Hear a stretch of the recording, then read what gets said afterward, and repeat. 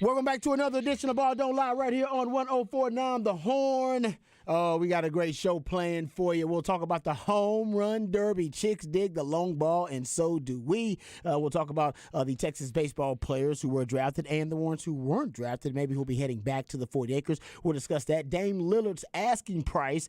There's a report about how expensive the trade scenario for Dame Lillard may become. We'll get into that. Also, we'll talk about some Texas football news, notes, and nuggets. Texas will get into their Big 12 Media Days, which will be taking place tomorrow, and we'll get into what the headlines could be coming out of Big 12 Media Days. The all Big 12 coaching staff, 247 Sports Experiment. We'll get into that also as well, and we'll dive into the predictions about the Big 12 coming up a little bit later on in the top of the 4 o'clock. CDC actually spoke to Bobby Burton of Inside Texas. We'll have some of the highlights from that interview coming up a little bit later on too, and Dak feeling the pressure and the urgency, like we all are, of Father Time, because he says he's got to win. He's old now. Don't forget about that. Dak is the most tenured QB in terms of being on one particular team in the NFL right now. No team's been on their team longer than Dak Prescott's right now, so he's got to make some things happen. We'll talk about why that is the case. All that and more. Before we do, let's introduce you to the rest of the crew. He was a second-round pick for the Montreal Expos, but a first-round pick for the Austin Radio Network. He originally committed to the University of Texas, but decided to forego the 40 acres and chase his dream in the cheese. Pimping ain't easy, but for this man, it's a breeze. Ladies and gentlemen, Mike Hardball Harge. He knows every damn body. What's going on, brother? I do know every damn body, and it's starting to come to the forefront. We got some special guests coming on. Yesterday we had my boy Marcus Timms come on talking about Shohei Ohtani, talking about Mike Trout and the Angels. Today we're going to talk about my man Wemby, Patrick's guy Wemby, one of his former teammates, Tayshaun Thomas, who is from the 254. He played on that same team, so I'm excited to talk to him. He said he was going to be coming from the dentist, and I'm hoping he don't get too much laughing gas because, as Patrick said, does he sound French? And I was like, I don't know. His mouth might be swollen up. I don't know what's going to happen. So I'm going to be texting back and forth with him. But let me talk about my man that sits across from me every day. He hails from H-Town with the Get Down. He's a lifetime Longhorn and a proud card-carrying member of DBU.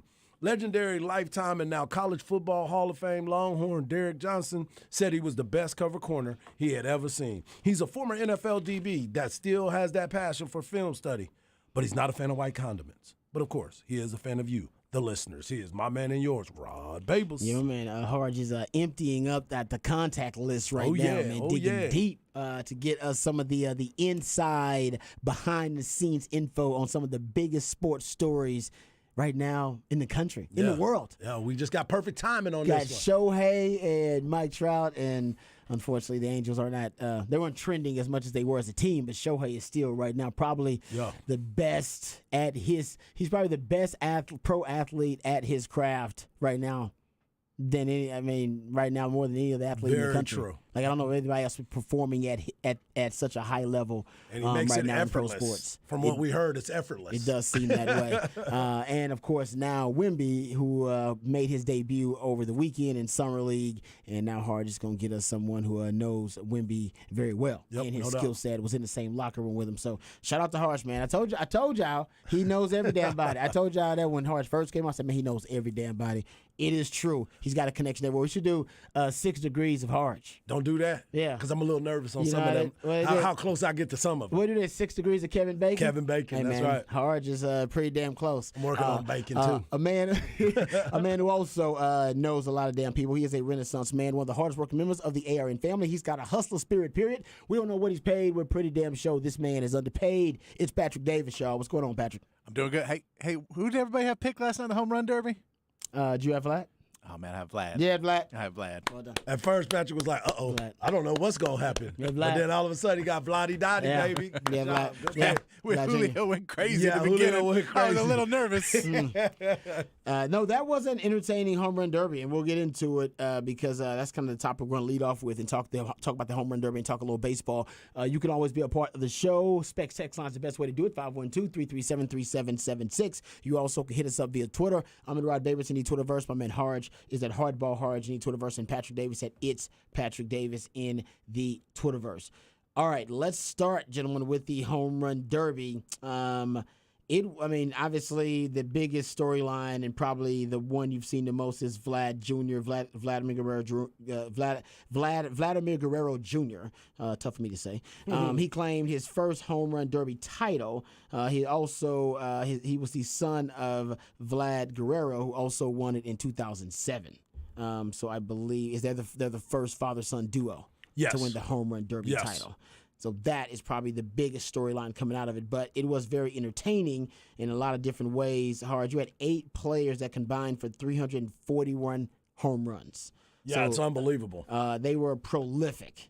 And it was the 8 contestants averaged a little over 24 home runs per round. That's the highest figure in the new home run derby format. And I believe you go look at it, they were also setting some records because the home run record basically for a round was also set too. Yeah. Because it was a lot of different things, but I believe it was Julio Rodriguez. Yes, from 41 Mariners. 41 home runs. In one round, and that was a home run derby single record. So you had that as well. And you actually picked Adley Rutschman to win. He might have had one of probably the highlights of the home run derby when he decided to switch hit on him. Yeah. The bigger part of it is not only were all those home runs being hit, that young man had his dad throwing to him. And he's from the Great Northwest, so he was just having so much fun being there. Julio Rodriguez? No, well, Julio especially, but what's his last name? Rutschman. Rutschman, yeah. Okay. By the way, Rutschman played football at Oregon State too. He tackled Christian McCaffrey one time on a kickoff return. He was a football player. But he played Oregon. Safety or something? He was special tight end. Tight end. Yeah. Interesting. Very. Okay. Very. Nice. So it's been athletes. It's been definitely an athlete, which is good. Yeah, like I said, he switched hit on him. Yeah. Went lefty for his first 3 minutes and then switched to the right side. Yeah, he had some extra time, and then he went 7 of 8 on the swings that he had to hit home runs. Yeah, he's that kind of baller. Yeah, he's kind of that. But the thing that made me mad was Luis Robert Jr. He had to go against him in the first round. If he'd have went against anybody else, he might have been able to advance. Well, besides Julio, he might have been able to advance. So it was like, golly, I really wanted him to advance because he was hitting them balls out of the park with ease. Yeah. No, you're right about that. Yeah. So you guys like the new format? I do. Yeah. It's not the new format, but the format as exists. The newest, I should say, format. My boy Mookie didn't do too well, though. I picked Mookie, so I was way off on that one. He was out quick. Hey, that was one I could tell. Hey, when this guy says, I'm not going to do well in it, you should probably listen to him. Everyone's like, no, you're going to be good. He's like, dude, I don't do this. Right. And then it was funny. They go, pull the ball. He goes, I don't know how. Exactly. This is not how I go to the plate. That's right. Yeah, no, you're right. I guess everybody has more confidence in that dude, his swing than he does, or his power than he does. That dude went home and told his wife, he goes, hey, you know what? Let's leave baseball decisions to me from here on out. You're damn right. No, I agree with Appreciate you making me look like a fool out there, but But Vlad Guerrero Jr., that's a good pick by Patrick because you're going to look at it. Remember, he had a showcase performance his rookie year in 2019 where he had 91 home runs in the home run derby. He actually lost, though. I was going to say, and he didn't win. And he didn't win. He lost to Pete Alonso because kind of the formatting. He hit 91 total, though. And he only hit 72 total in this one. Yeah. Ended up winning it. And he only has 13 home runs for the season already. Yeah. So, he's not been that big number guy. Yeah. He's not been that big number. But Randy Arozarena was another guy that I was impressed with him being able to hit that many home runs. Yeah. But with Vladimir Guerrero and Vlad Sr., I actually got a chance to play with Vlad Sr. Of course you when did. we were coming through the minor leagues. Know every damn about it. And it's impressive because Vlad was never a guy that was disciplined at the plate. He would hit any pitch that you threw up there. He hit balls that bounce sometimes. And that's how, he was a you can fake swing at him. Yeah. He's like your dog playing fetch. You're like looking fake around, him out. where's it at? He's like, I'm swinging at this thing no matter what. So for him to be able to go and watch his son win the home run derby, something that's very important to him. During his post-home run derby interview, Vlad said, a couple years ago, they wanted me to do it again, and I said I didn't want to do it. I wanted to concentrate on the season. so I can try to win MVP, and I won MVP. There So you this year, my daughter said, Dad, you need to go and do it. So there he goes. He went out and did it, and now he is a home run champion too. Damn, must be nice. Yeah, predictions.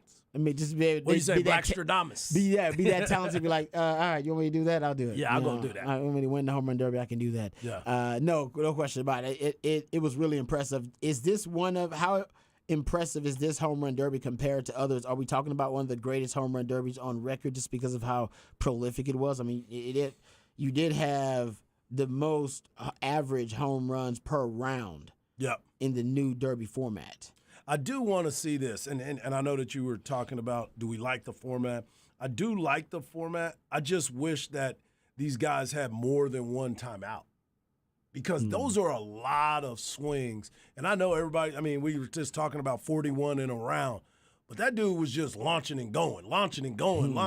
He couldn't even enjoy it. The fans are over there screaming at each other like, yeah, I got a ball, and here comes another one. Yeah. Like, you're really not even being able to pay attention. And I know a lot of texters have been hitting us up about the kid that got smoked in the outfield.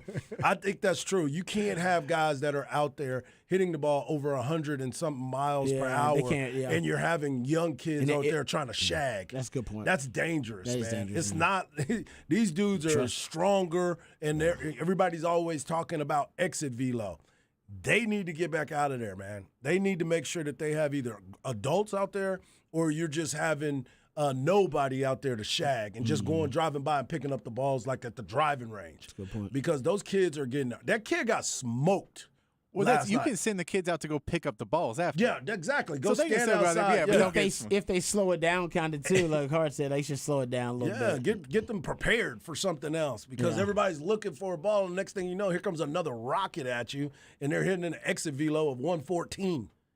You know, these kids can't get in front of that. Even in the outfield, Hey, it's man, tough for them to go. sometimes the kids got to pay to show you that the game's hard. Hey, that's why. Stay in front of it. Hey, they just want to be like, oh, you think playing outfield's easy? Yeah. Kid, go try. No, I agree with I agree with Patrick. I stopped playing baseball because, hey, man, Got I got popped, right? I got a couple of them that I didn't like coming at me. And then line Right. drives coming at your boy's head quick, fast. I'm like, I didn't have enough time to react to that. They were like, you got to catch that. I'm like, no, I'm trying to dodge that. So maybe this ain't my sport. That may not be. May not be my May sport. not My be. instinct is survival. Yeah. I wanted pad zone when something's coming at me. protect myself. Protect me. You know? Yeah. I feel better about that. So, I love it. Okay, let me ask you this about the home run derby, because they got the new format. We have technology now too. Does distance mean anything in the home run derby? You're not. Well, in this one it did, because you got extra time or something. Do like that. reward you for the They extra time? Yeah, you have to have a certain amount of balls over That's the bonus? 430. It was And then that's 440. bonus. Yeah, it was, Yeah, if you got 440. 2 balls over 440, you got another 30 seconds. Yeah. Which is cool, but again, it was so fast that it was like three or four batting afterwards. They'd be like, "Oh, that one four bats ago. Yeah. that was 450." Yeah. So you okay. can't really watch a replay of it and go like, "Oh man, that's a beautiful long shot," Okay. because they're already looking on to the next thing. So Yeah, it was because you see these guys at the plate right now. They're just like, swing, That swing. goes to the hardest point. They maybe need to. I don't know how you do that. I don't know if you slow it down on certain ones where it goes really far and you go, whoa, stop it up. Now, I don't know how you do that. Yeah. Yeah. By then, they already, like you said, they're ready for the next pitch. Yeah, By the and time it's too much. By the time it lands and you can measure it, they're like, oh, he's already hit another one. Yeah, they gotta. I don't know how you do that. Yeah, I don't differently. no, either. because the way they did it before wasn't as entertaining when it was, all right, here's a pitch and you Yeah, gotta, that's too slow. it's too slow. So Yeah. I don't know, What's the happy medium? the happy medium of it. You may need a more screening picture in picture. Yeah, well, that's what they were trying to did do some of that. last night They too. did some of that too. Yeah, but the other Yeah. part of it is when you look at a guy like, let's say, you remember Juan Soto. Okay. He's the guy that hits the ball for. Yeah. Remember when Josh Hamilton did it? He was hitting balls that almost went out of Yankee Stadium. Like, we wouldn't have been able to enjoy that and look at it. When Ken Griffey Jr. hit that ball off of the warehouse that they were talking about, they made an announcement that he hit it. Oh, he's the first person to ever hit the warehouse, and he starts smiling, and he enjoyed it, and people got to really say, Yeah. oh, my God. Enjoy the wild moment. Yeah. Be wild. Be wild. Be wild. About Yeah. it. Yeah. Yeah. Yeah. It's That's a just good a point. different thing of like, and I think maybe what you could do is have different rounds of different formats. So have a round That's that is about the 3 long minutes, ball. and then Yeah. have a round that is That's a 10, good 10 idea. outs. Yeah. And like have the different rounds. So you go, hey man, we get that the 10 out thing doesn't work for the whole thing, but we'll have a speed round, and then we have the 10 out round, so you can really go for distance. It just maybe change it up that way, so we can enjoy both things. Like if you're getting ready to go to the finals, if you advance to the finals, you get the 10 outs. Yeah. Because you've earned that. You went through all the things that you needed to get to that point. Now that you get to the championship, let's let this really happen where guys aren't just over there killing themselves after every swing. And the other thing, too, is if you do 10 outs, you can go 5 outs, and then the other guy gets 5 outs, and then you go back and give a little bit more parity than basically every time. It's like, and this one was good because it did come up that Arozarena was right there. Yeah. So it was like he's swinging for the end. But at the same part, you're like, well, it kind of sucked in some of those when the guy puts up, 20, he puts up 17, then you're like, all right, well, he's 18. He moves on. We got a minute left in there, and he's done. And or someone hits 35, and you're like, well, this is going to be a fun watching a guy struggle for a while. That was like Mookie Betts. You're like, he knew basically a minute in, he's done. Yeah, he was like, I'm done with this. And they're like, taking a timeout. He's like, no, can I not take my bonus time either? I'm done. He don't want to. I ain't winning. No, I like the idea of trying to, like Patrick says, kind of give everybody more variety. I guess with the home run derby, maybe that's an idea. What's more impressive, the voluminous amount of home runs or a shot that is the longest one you've ever seen, or one of the longest you've ever seen in your life? What's tougher to do? I would think the distance. The distance is always more impressive. Yeah. Okay. Yeah, because my man goes out there and hits what you said, 91 in Vlad the total. hit 91 total in 2019 and didn't win. Yeah, Ken Griffey Jr. hit that warehouse. He didn't win. Yeah. You know what I'm saying? Those moments. You'd be like, wait, he didn't win? They were 10-cut moments. Yeah, when they stood out, they were all-time great moments, but they didn't win. Vlad Guerrero Sr. won with 17 home runs in the whole tournament. Right. So it goes, it's changed for the better because you're like, well, that's silly that 17 home runs won it. Silly. Yeah. But you're like, I think that you could add in and change it up. And also, like, they're just getting tired by the end. That is true, too. And you're like, guys, no one wants a home run derby to come into stamina. I don't know if that's a feat that we really wanted to be like, hey, let's get the smaller guys in here. That it's about power. Yeah. It's about power. Yeah, you're right about that. That's a good point. It's like heavyweight boxing. It's like, listen, I'm not disrespecting the other types of boxing, the lower weight classes, but there's a reason the heavyweights produce the biggest cards and the biggest revenue because they are the ones that provide the most power punches. Well, we talked about it yesterday. It's for casual fans. For casual fans, the big guns is what's going to sell the game. Not, hey, man, check out this guy. He can keep on swinging. Yeah. Well, is that part of the game? No, it's not really. But I love it. That's what you're the G League guy. Well, a G League guy won the dunk contest. Right. Yeah. That's what's wrong with the dunk contest. Yeah. Is that not that you don't have great athletes performing at a really high level. That is not the problem with the dunk contest. It's that you don't have celebrity athletes performing at a really high level. Yeah. You have great athletes. Oh, they're fantastic. But you need celebrities. And actually, the home run contest has better celebrity power than that, too. But it's also about the power. It is definitely You got to have both. You can't have a Red Raider in there doing that. Yeah. He did. I love you had a G League player and, hey, white guys can't jump. There Boom. you go. Hey, boom. Doubled up on them. White guys can jump, baby. A white guy won it back when it was in San Antonio. Brent Barry won it when it was in San Antonio. Barry, that's right. Jump from the free throw line. See, Jack Harlow. They had the remake of White Man Can't Jump came out this year, and like I said, it wasn't terrible. You know what? I'm gonna watch that this weekend. That's my recommendation. I'm gonna watch it this weekend. Not terrible. I'm gonna watch it this weekend. I'm telling you, I expected to have to turn it off. I didn't. My wife walked out on it, but I watched it. That's okay. Hey, we don't have the same taste. That's okay. I like it. Okay, well, okay. You want to get to some Texas baseball? Okay, so did we end with just Dylan Campbell and Lucas Gordon? No, we had some other guys get drafted today. Okay. So let's get into that a little bit. You want to get into that now? You want to wait? Let's wait. You want to wait? Okay, you want to get into it? Yeah. We'll do it next segment, or we'll do it later on then, and we'll do the guys who also drafted. Lucas Gordon, Dylan Campbell went off the board yesterday. Yep, those were the ones that were last. Travis Staley got drafted today. Okay. So there may be some more guys because today is the day that it ends. That's the they last go through day. 40. Okay. Yeah. 40. That's a lot. That's a long time to wait. Bro, but there used to be Mike Piazza was drafted in the 62nd round. I know. That's a long. And as a favor.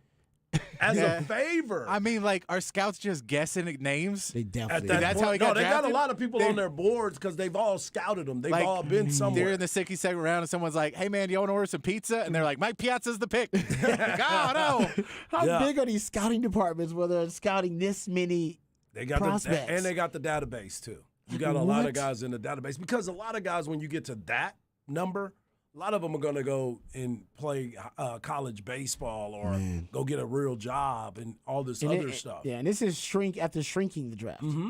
That's like if you drafted in fantasy football and you have to look up pictures. You're like, who is this guy?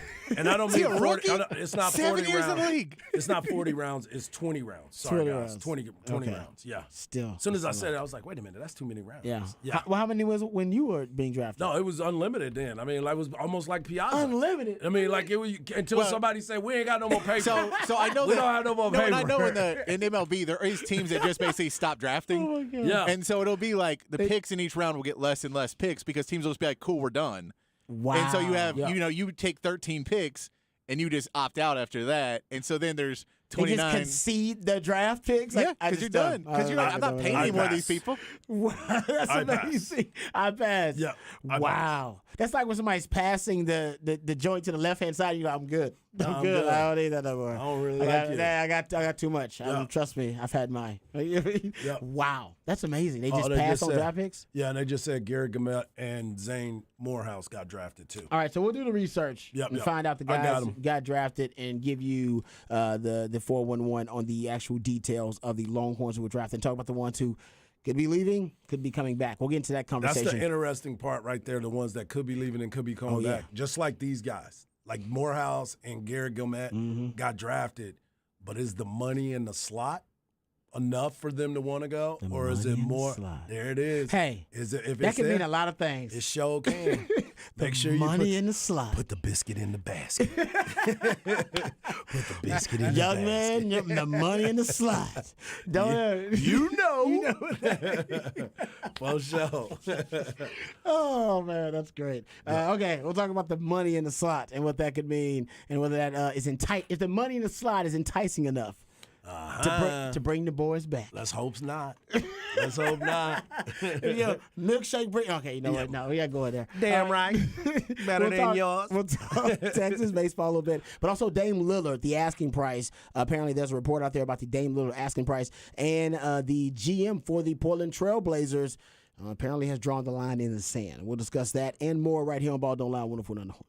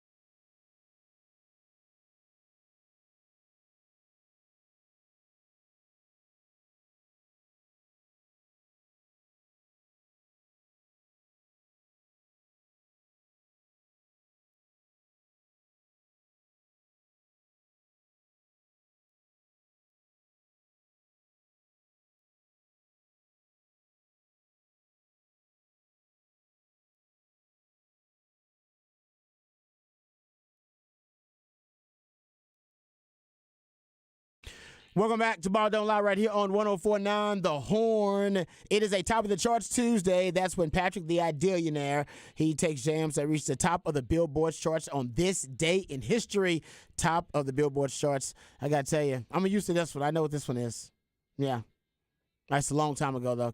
Should I guess the year? Early 60s? I believe it's earlier than that. Oh, is it really earlier than that? Yeah, you talking about yeah, I don't know then if it's earlier than that. Obviously, it's way Isn't out this of the my Beach time. Boys? Yes. That's why I was thinking 60s, but it could be like is it their first hit then if it's before that? I mean, It's got to be like 1961 or I 62. said early 60s, but like I said, way you out could of be my right. way. it may be 60s. Yeah. It Okay. may be 60s. No. You guys know better than me. I'm just throwing it No, out we there. don't. Yeah. No, we don't. No. Patrick's a bit of a music snob. Yes, he and is. you're, I would Yeah. say you get more of these musically themed days than I do. Usually, For when sure. we have to We do got the you. midweek movie music or a new theme Thursday. So I'll give you credit in that. Usually, I'm terrible at those things anyway. You can be a part of the show. Specs text line 512-337-3776. All right, we're gonna get to some NBA here, but before we do that, I want to give some props to. Courtesy of my man Harge here, because he's got the updates. Some of the Longhorn baseball players who were actually drafted, the update. Now, yesterday, we talked about Dylan Campbell and Lucas Gordon, who were drafted yesterday. But now we have some updates. Some other guys actually were drafted today because this is the second half of the MLB draft. Yeah, there's a lot going on. Travis Staley went in the 12th round, 45th pick to the Washington Nationals. The Nationals are doing some really, really good things right now. They're drafting some high-end players as we normally look at this. By the way, they said 1964. 64, yes. 1964. Yeah, there you go. Early All right, 60s. you got it. Yeah. Nice. And then in the 14th round, Zane Morehouse, they call him Nightmare on the mound. He just got picked up, and he went to the Guardians. And, of course, as soon as you and I start talking about this, and somebody else gets drafted, and then my whole thing gets switched. Oh, no. Like Oh, no. immediately. So I'm still looking to make sure I got the right names because Okay. I have them all lined up. All right. The names that are not drafted yet, and Texas fans are really looking at this, is Tanner Witt and LeBaron Johnson. Why is that? I think Tanner, for me we're personally, not done I think yet, that right? yeah, we're not What- done, what and round? he may get his name called. Okay. But I think a lot of it had to be with Tanner coming back and not showing that high leverage velocity that he once did. And that there's a lot of reasons why that might have happened. Yeah. You know, he's still working on some things. He's still trying to clean up his mechanics. And if they wanted to go back and look at what he did last year before the injury, then yeah, you would look at Tanner and be like, yeah, this guy's got it. But they're also trying to find out, is he progressing the right way? Because if they're about to invest this money into him, they want to make sure that he's going to be around. Some guys on the front end of it may be looking at it a lot different. But for me, I believe that the reason why he's not there is because some of the things that they were expecting to see from him, they didn't see it right away. Okay. And you know it's going to take a minute, but there might be some things that they were looking at that needed to be cleaned up, that he may need that extra time to get himself back to where he wants to be. Another player that was drafted, we talked about this during the break, Garrett Gilmet. Go Astros! Garrett Gilmet to the Astros.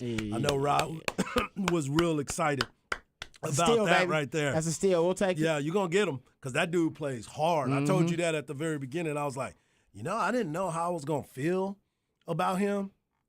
But my man, he brings it. We'll take He it. brings it every Bargain, single baby. time. Bargain basement. So he's a fourth-year junior, so he technically could come back. Zane Morehouse could technically come back. Okay. So there's a lot of players that may have gotten drafted that have gone Now, a that's little the bit NIL later. game we're Yeah, playing that's now. the NIL now, this game. will be the NIL game for guys like that. 100%. Not necessarily for guys like, well, I guess Dylan Campbell still has a decision to make, but drafted so does. much higher, he may decide, hey, I'm basically on the cusp of accomplishing my dreams. I'm right here. Let me just go pro and pursue it. And he got a nice payday. By Yeah, the he's way, gonna as get a well. nice The payday slot for that. he was in, I think he was like, 400 G's, somewhere around there, a little bit over that. So he may have a different decision to make. 473. Yeah. Yeah.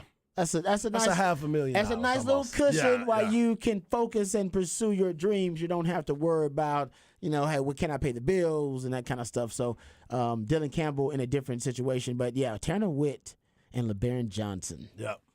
Yeah, those are two guys that are real big. And that's think big about coming back, man. Having both of those guys come. And I don't know how they weren't drafted, but yet, by the way, because it's not over. It's not over. Yeah. And I agree. And Texter Bob's point was true. They may tell teams, if you have a pick and it's over round 10, don't pick me. I ain't going. There's a lot of guys that have already done that, too. So there's guys that'll tell you every year, they go, hey, man, don't even worry about it. Don't pick me. I'm not signing, so don't waste a pick. I'll get you. Okay. And so it's the hardball way of basically like, if you want to pick me, this is your last round to do it. Yeah, and here's the other part. I like that. That's a good point. Well, as we were talking, Tanner Witt just got drafted. Oh, okay. 18th round, pick number 541. He was drafted by the Baltimore Orioles. Well, damn, man. Let's talk about LeBaron Johnson a lot then. Yeah. LeBaron Johnson is damn good. That's right.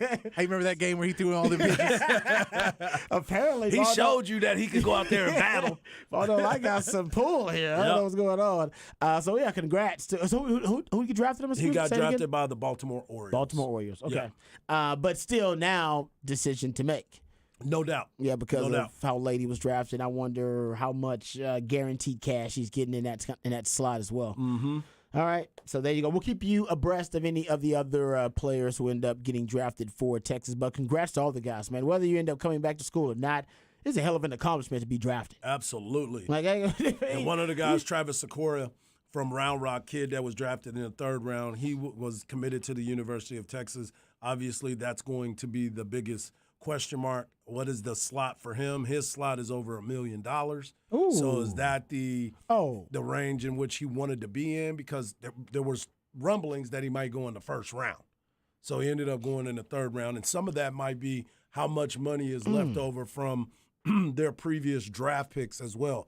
Dylan Cruz being the number one player in the draft for the Washington Nationals. And then you're also looking at Yo-Yo Morales, who was playing third base for Miami when Texas was playing against them. He also is going to probably ask for a lot of money as well. Wow.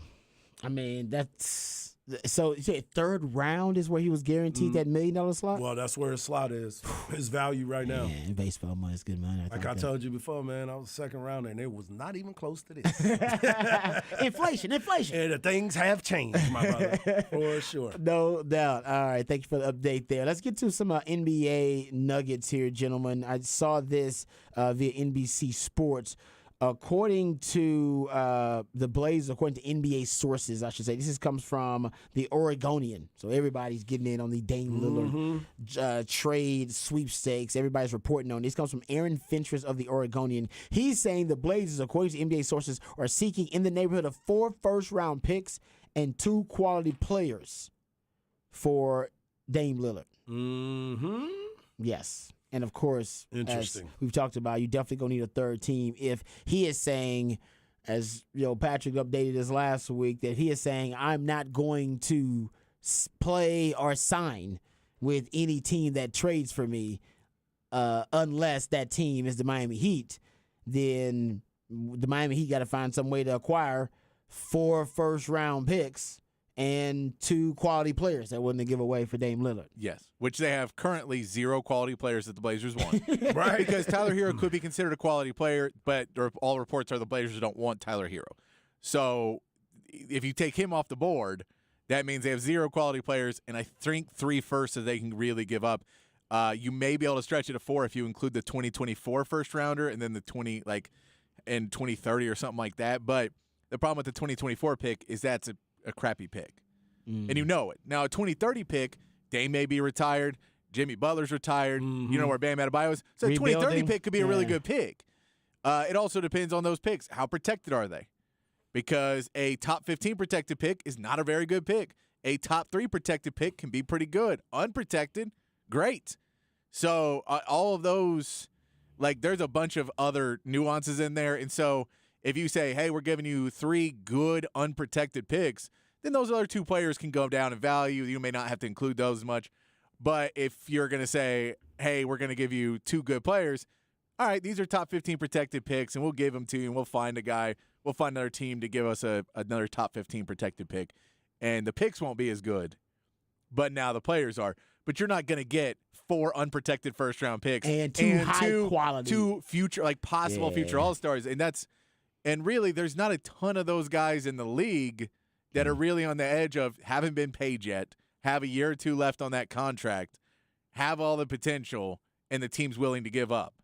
Right. So it's like still for me the team that has the best offer out there is the Utah, because they can put Colin Sexton in a deal.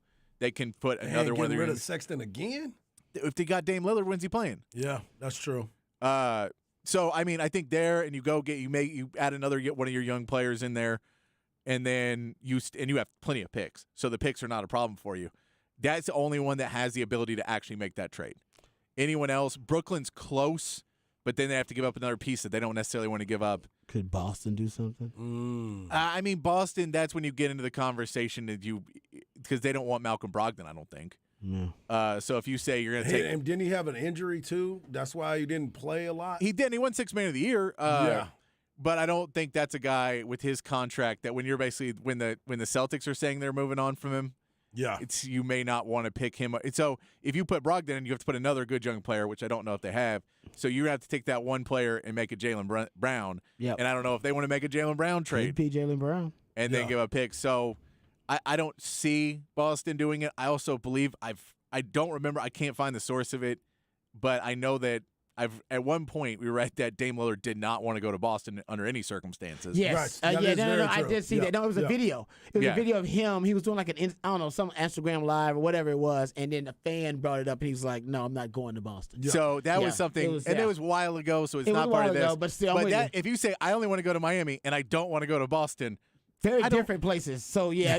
But that just, I agree. Yeah. So that may not be a place that, if I'm Boston, I'm necessarily fully on the let's trade for Dame bandwagon. Yeah, because he may not be willing to play ball. Well, no, and you're like, we have to give up a ton and then try and make it sweet for him, too. It's just not. Well, and it also says here in a report from Sean Highkin of the Rose Garden Report, he says Joe Cronin, the general manager of the Portland Trailblazers, now says, quote, "In any deal, the goal is to come out with the best outcome. It could be more of a win-now player. It could be a young player and picks. It could be just picks. There's no set parameters on like what he's willing to trade for Dame." So he's kind of conflicting that report, but he did say, we're going to be patient. If it takes months, it takes months. Right. So he's willing. There's no rush. Yeah, he's like, you know what? Well, we're tanking at this point anyway. Why the hell am I going to rush the trade for Dame? To hell with Dame. Dame ain't doing nothing for us. I think they also understand in the Miami deal that Miami's basically trying to screw him, and they have to understand. Hey, all right, we need Dame Lillard to come out and be a bad guy if he wants to try and force this trade, but we're not going to just bow down while he sits in the background and comes out 6 months later being like, I'm a hero again. Yeah, and every NBA owner is like. A governor, is like, yes, do it. Yeah. Play hardball. Play hardball because we got to draw a line in the sand between. If you're the Blazers general manager, you understand this is the reality is if I trade him for nothing, I lose my job. Yeah, because you're a terrible general manager. So for me personally, I don't care. Like, Dame, you can say whatever you want. My job's on the line.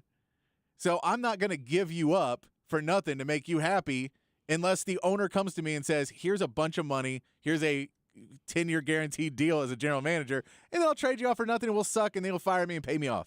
But until then, it's all it's going to do is get me fired. Mm-hmm. So I have to at least put up a fight. Play hardball, man. Yeah. I think both of I don't know how long this standoff is going to last. Now that he says Miami is the only choice, they're the only trading partner that he's willing to even be traded to. And this goes to where Portland playing hardball. Dame hasn't said anything. Dame has been completely quieted to the media, to the entire thing. His agent has told every other team reportedly, do not trade for him. That's him. So we know that's him. He understands the message from Dame. But for media purpose and for our fan base needs to understand what's happening, if the agent says it, Dame can come out later and go, I never said that. My agent was acting on his own. I'm a good guy. And the fans will believe him. I know, and Dame's playing games too, because there's also a video of Dame in like at some party with some women, and he's singing like "I Ain't Going Nowhere," and it's like I don't know if it's a Mary J. Blige song lyric or something, like it's a song lyric, and he's singing. I ain't gonna. So he's playing some games here himself, just as you mentioned. So I you know what? That's what his agent is there for. Agent play hardball, and for Dame to kind of walk through the raindrops. I get it, but it is a bit annoying that basically now Dame kind of is holding him hostage, and either they can make a bad deal. Or no deal. No deal. Yeah, it's basically no deal or a bad deal. And it's guaranteed money in the NBA. So unless you want to go to court over it, he's getting paid. Oh, he's getting. No, that's actually that's the one thing we do know. Yep. He is getting paid. He's getting paid. Now, who is going to pay him? Right. That's what we really don't know. But he's going to get paid. Yeah. Yeah, man. That's turning ugly with Dame Lillard. So we'll see how that ends up working out. And yes, Spurs fans, there's still some Spurs fans keeping hope alive that the Spurs potentially are going to be in the Dame Lillard sweepstakes. Yeah. No, they are. I keep seeing it. You see it too. Spurs you don't see it. Spurs Twitter's going crazy. Exactly. Don't worry. They see it. Ramona Shelburne, blame her. But yeah, she put it out there. Spurs Twitter people on there. They're shutting down Wemby so he doesn't get exposed. Come on, dude. They were going to shut him down anyway. And I love all the reporters. All the reporters go, hey, we all booked our tickets home on Monday and Tuesday. Like already. All of us did before Summer League started. We booked our tickets on Monday because we knew Wemby ain't playing past the weekend. Yeah, he's going to play one, maybe two. And he gave us two. Thank God they gave us two. All the reporters so if we all knew that. And they gave us two, I think, because the first one, I think people were hating on him so much they were like, let's give him. Well, I think they didn't want to leave that as a taste in his mouth. And they didn't want him to be confident. Yes. Yeah. So give him another taste in his mouth that he gets to go into confident. But yeah, it's hilarious to see Spurs Twitter still acting up. They're just excited to talk trash again. Well, and they've never really been here before because I said there's a new celebrity aspect to Wemby that Tim Duncan, his greatness didn't really have that trait. He didn't want to be a celebrity. I don't think Wemby wants it either, but he can't help it. This is day and age. You are a celebrity. Yep. Wemby, you are the celebrity. Yeah, he is. Hey, we saw on 2K24 his starting rating allegedly. What is it? It's a 93. Ooh, already. Come on. How is that? He's a legend. What was the highest rookie rating? Do we know? I don't know, but it's got to. What was Zion and LeBron on that? I don't know, but it's got to be. It can't be 93. I got to go look at what Zion and LeBron. LeBron might have been. I like it. LeBron was. LeBron might have been. And someone who's played 2K plenty in my life, the Spurs ratings are usually pretty low. Of course, they're the Spurs. The Lakers ratings are always really high. They're the Spurs.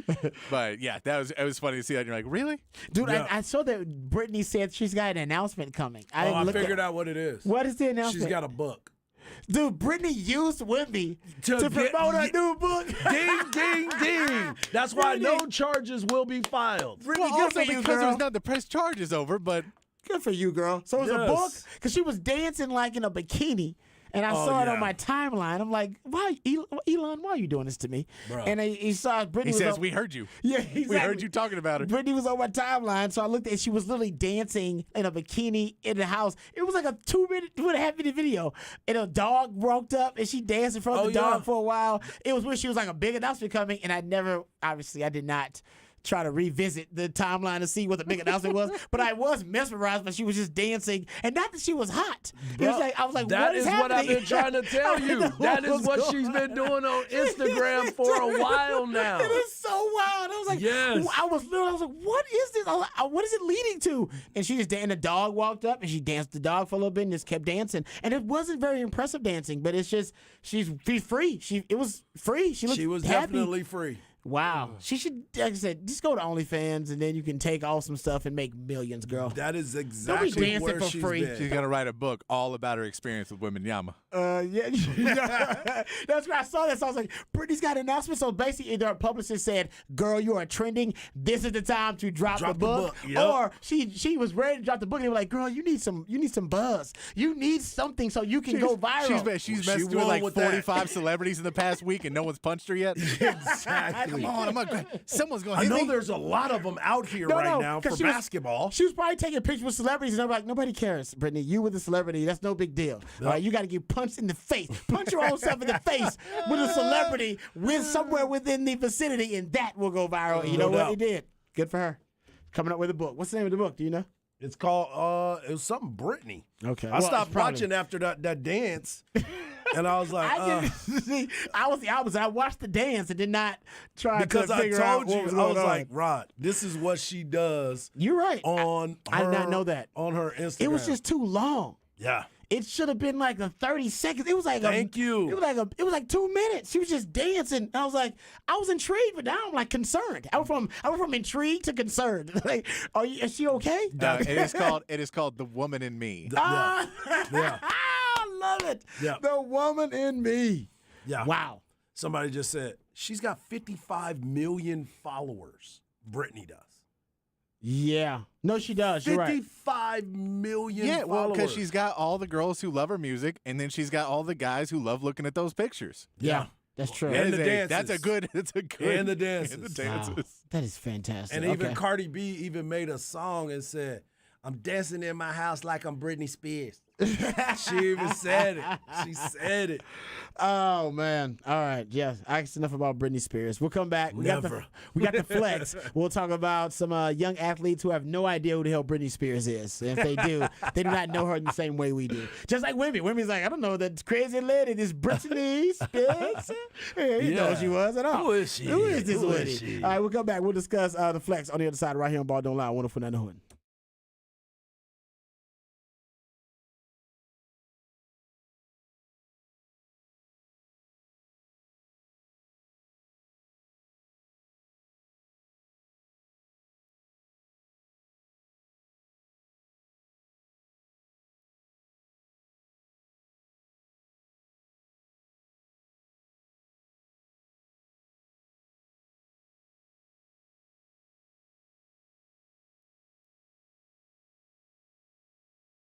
Hey, what's up, folks? Lifetime Longhorn Rod Babers here. Let me tell you about our friends over at Ironworkers Local Union 482. We know Austin is a beautiful city, and we love the beautiful skyline. We love all the beautiful structures here in Austin. And one of the reasons we love it so much is because of the skilled craftsmanship of our good friends over at Ironworkers Local Union 482. They've been helping shape Greater Austin since 1935, and you see the labors of their love all over this great city in iconic, exquisite landmarks you may be driving by right now and not even know it, like DKR Stadium and the Pennybacker Bridge. And as our city continues to grow and thrive, so does Ironworkers Local Union 482. They don't go to the office, they build it. So if you're looking for an exciting new career path and you want something new, something fresh, something that will challenge you, you can become a valued member of Ironworkers Local Union 482 and accept the challenge of becoming the best version of yourself while helping shape Austin's economic development. They're hiring 3,000 people right now for a huge project right here in Central Texas, and you can become a valued member of Ironworkers Local 482 and take pride in the type of teamwork and craftsmanship that helps shape the future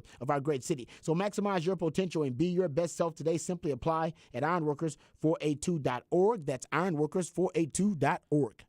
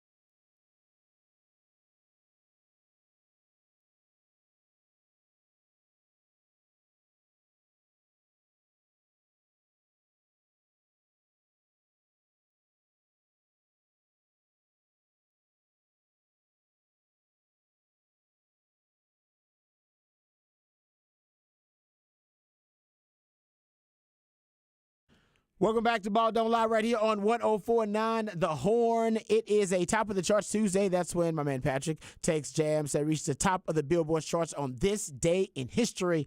And that's the purpose of a Top of the Charts Tuesday. One of my favorite musically themed days of the week. You can be a part of the show. Specs text line 512-337-3776. You also can hit us up via Twitter. Harge is at Hardball Harge in the Twitterverse. Patrick Davis, the Ideallionaire at It's Patrick Davis. And I'm at Rod Babers in the Twitterverse. Head on over to the Flex website, flxatx.com. Lots of district previews up there for you already. They're getting ready for football season, folks. So you got your District 26-6A preview up there, 25-6A preview, 12-6A preview.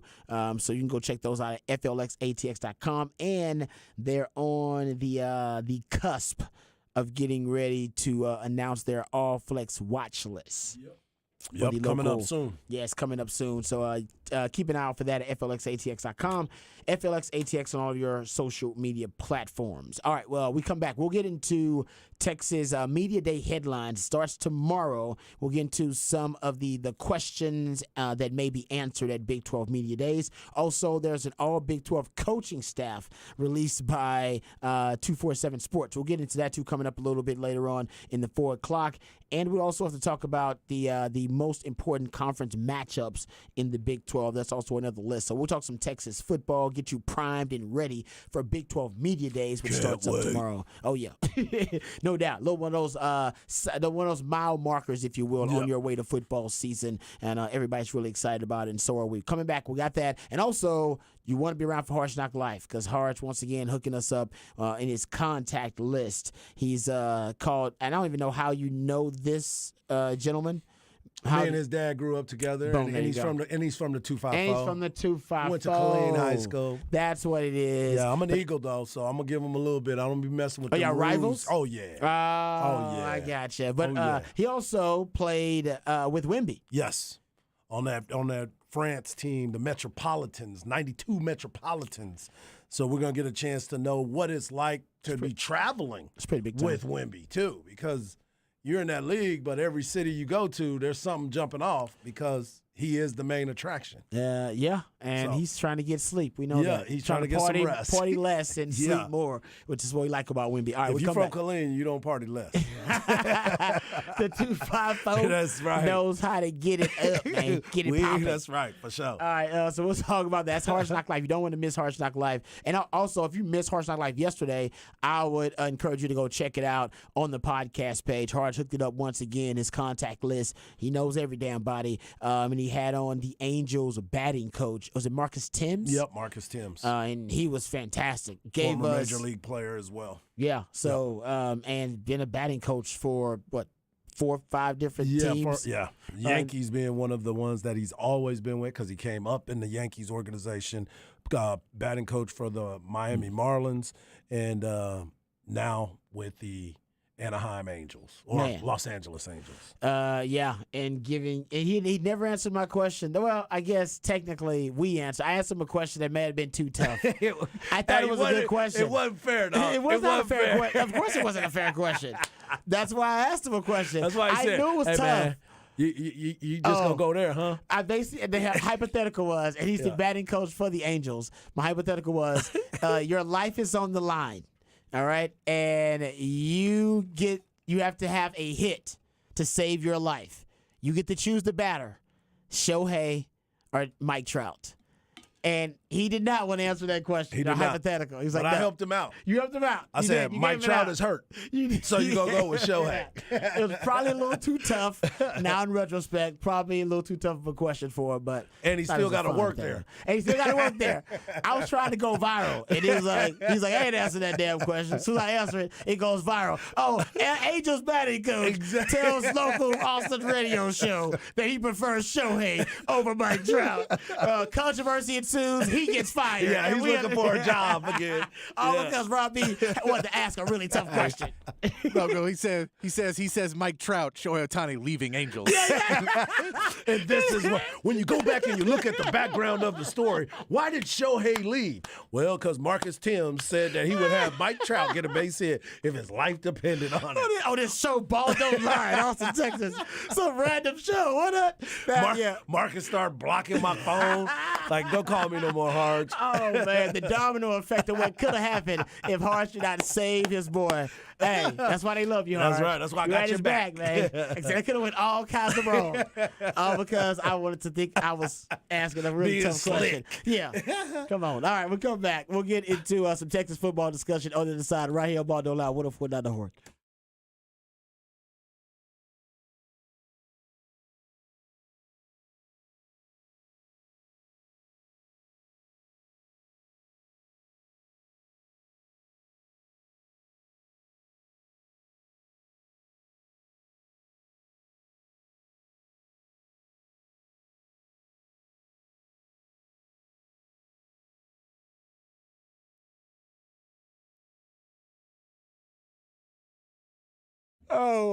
What's up, folks?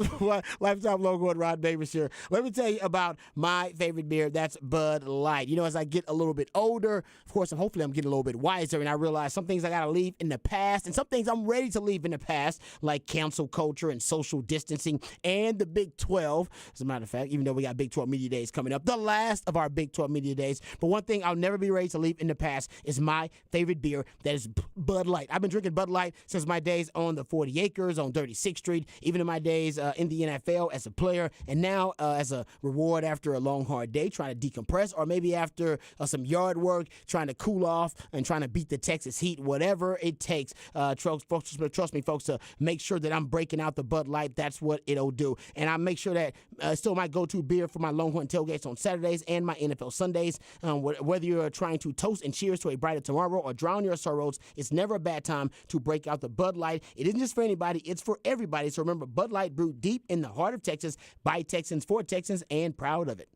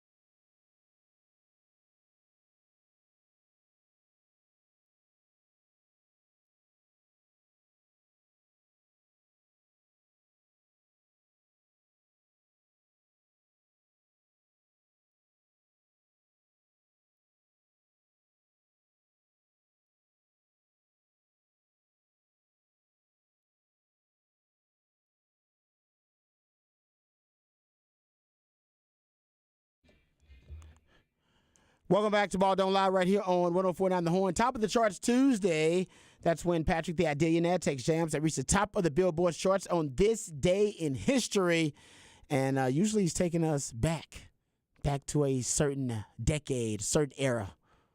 And I'm feeling the 70s vibe here. Am I in the 70s? Yes. Feel the 70s. Felt the 60s with the Beach Boys one. You can feel a song's decade. I believe that. Yeah, there's a few songs that right? Not that every are, song, but most songs. Yeah, there's a few but hits especially. We should be able to do. That should be a game where you should be able to play a song and then whoever names the decade first. Yeah. You ain't got to know the song or really, but you should be able to tell the decade just from if you listen to enough music, like 60s, 70s, 80s. 80s is probably the most distinct of all musical decades, in my opinion. Yeah, it's always those ones, though. It's like 88 to 92. Yeah, it could get you. That's true. The end of the decades to get you what they. Yes, yeah. A great point. That's where it gets tough. Like there are 69, like 59 and 61. Like you can't really tell the difference. That's real close. Yeah, when you're in the meat of it, though, you should be able to tell. And hip hop should be the easiest, honestly. Hip hop be the easiest to tell. Maybe your 2000s, you could get mixed up in your mid 2000s. That gotta get you from like 05. But as long as you say 2000s, you good. Well, I'm talking about decade though. Oh, you got 2010s, like 2000, I got you. And then 2010s, and then your 2000s and your 2020s. You know, you might get mixed up in the 2000, like to the 2000 to 2010 can mix you like 05 to 2015. Okay. I'll admit that might mix you up a little bit. Yeah, that definitely will. In terms of hip hop, because it's not necessarily that distinct. Hip hop after. And some guys have been around for a long time and they have different sounds during those decades. That is just Snoop. Yeah. Snoop's one of them guys. And he's changed his name like 12 times. Snoop Lion. You know what I'm saying? What is he now? Do we know? Yeah, I think he's still Snoop, or he might be D-O-double-G right And remember now. we looked it up and they still, like, basically Snoop is still making new albums. Like, right. And like I don't know why. Yeah, no, he's still making new albums. You don't realize that. Be like, he's still. You just don't. You don't necessarily buy him, but Snoop is making new albums all the time. Okay, we got to get to some Longhorn football discussion here, which we will. You can always be a part of the show. Hit us up on the Specs text line 512-337-3776. You also can hit us up via Twitter. Hards at Hardball Hards in the Twitterverse. Patrick Davis at It's Patrick Davis. I'm at Rod Babers in the Twitterverse. The Hard Knock Life, which is coming up in about 15 to 20 minutes, it's going to be a damn good one. Hell, they all good, but the last couple of days, Hard just knocked it out of the park, some grand slams, because he's getting you inside, behind-the-scenes info that you wouldn't get anywhere else from people who actually are intimately knowledgeable from some of the biggest sports stories in the world. Yeah. Shohei Ohtani, and today, Wemby. Yep.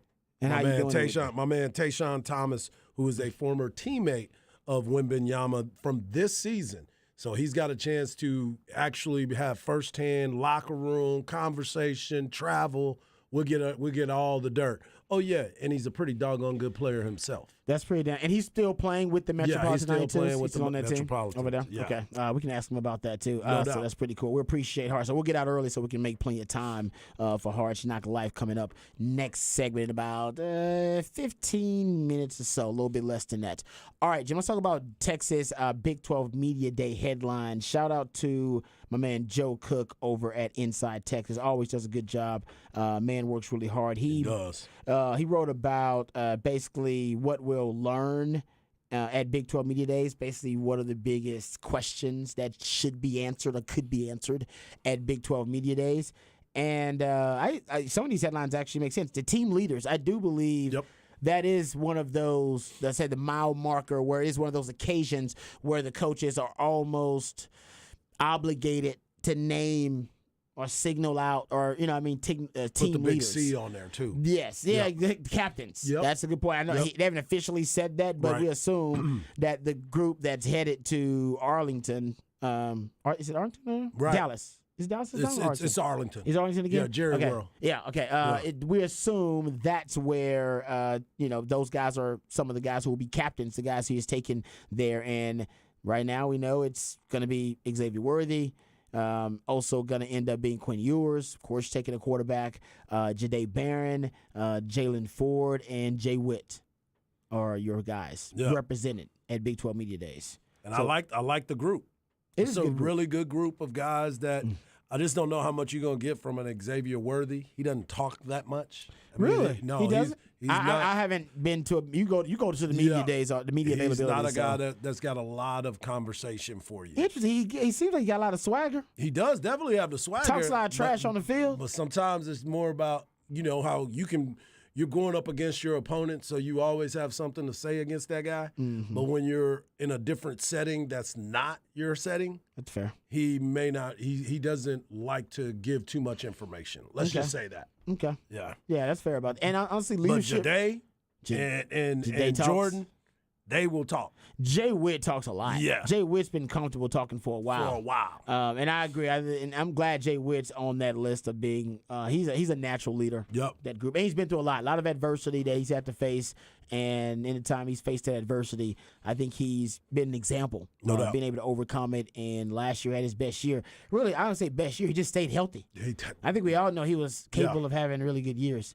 But anyway, getting back to it, I do think leadership is an issue because last year Rojo was the unquestioned leader of the group last year. And Bijan, almost by default because he was the best player, was also one of the top leaders, and he lost both of those guys. And you lost some of that leadership on defense. Mm-hmm. We know that Moro Ojomo, just based on the time that he spoke up, how passionately he feels about the Texas brand and about the family that is Texas football. So that guy, definitely a leader in the locker room. I think that was established. We know that DeMarvion Overshown had been there enough to establish himself as a leader, and he was a vocal leader as well. And Keandre Coburn just was – he was basically kind of a veteran figure just because he was an OG. Yep. He had been there as long as anyone. Exactly. And I think he had, established himself and gained a lot of respect in the locker room. So they lost a ton of leadership, but that's good. It's supposed to be replaced every year. Mm-hmm. And this year, some guys have to step up. Quinn Ewers will have to step up in that role. And I think the guys that obviously he brought to Big 12 Media Days naturally should feel that burden, that obligation of being leaders on the team and stepping up in that way. Well, and the funny part about it, too, for me, is when you start looking at Quinn Ewers and got a chance to see his growth at the end of the season last year. When they went to the Alamo Bowl, he was very vocal on the sideline. He was somebody that finally was like, you know what, this is about to be my team. Bijan's not there. Well, they were there, but and Rojo's not there. They were there, but they were not supposed to be in the huddle. So I see those guys being able to – I see Quinn Ewers being able to take that step. Obviously, we know what Jordan Whittington's about. But also on the defensive side of the ball, you need a Jalen Ford and a Jahdae Barron to be those type of vocal leaders to get everybody lined up. I look at T'Vondre Sweat. I mean, you've gone through it, bro. You've been there in the trenches from day one, so you know what it's about. I look for him to be a leader as well. Got to be. JT Sanders is another guy. I mean, he's not going to Big 12 Media Days, but he's got to be another guy that I'm sure he's looked at as a leader on that team just because he's one of the best players on the team. Think about being a leader for any athletic team, organization, program, whatever it may be. It's tough to be a leader if you're not leading by example. Right. You have to lead by example.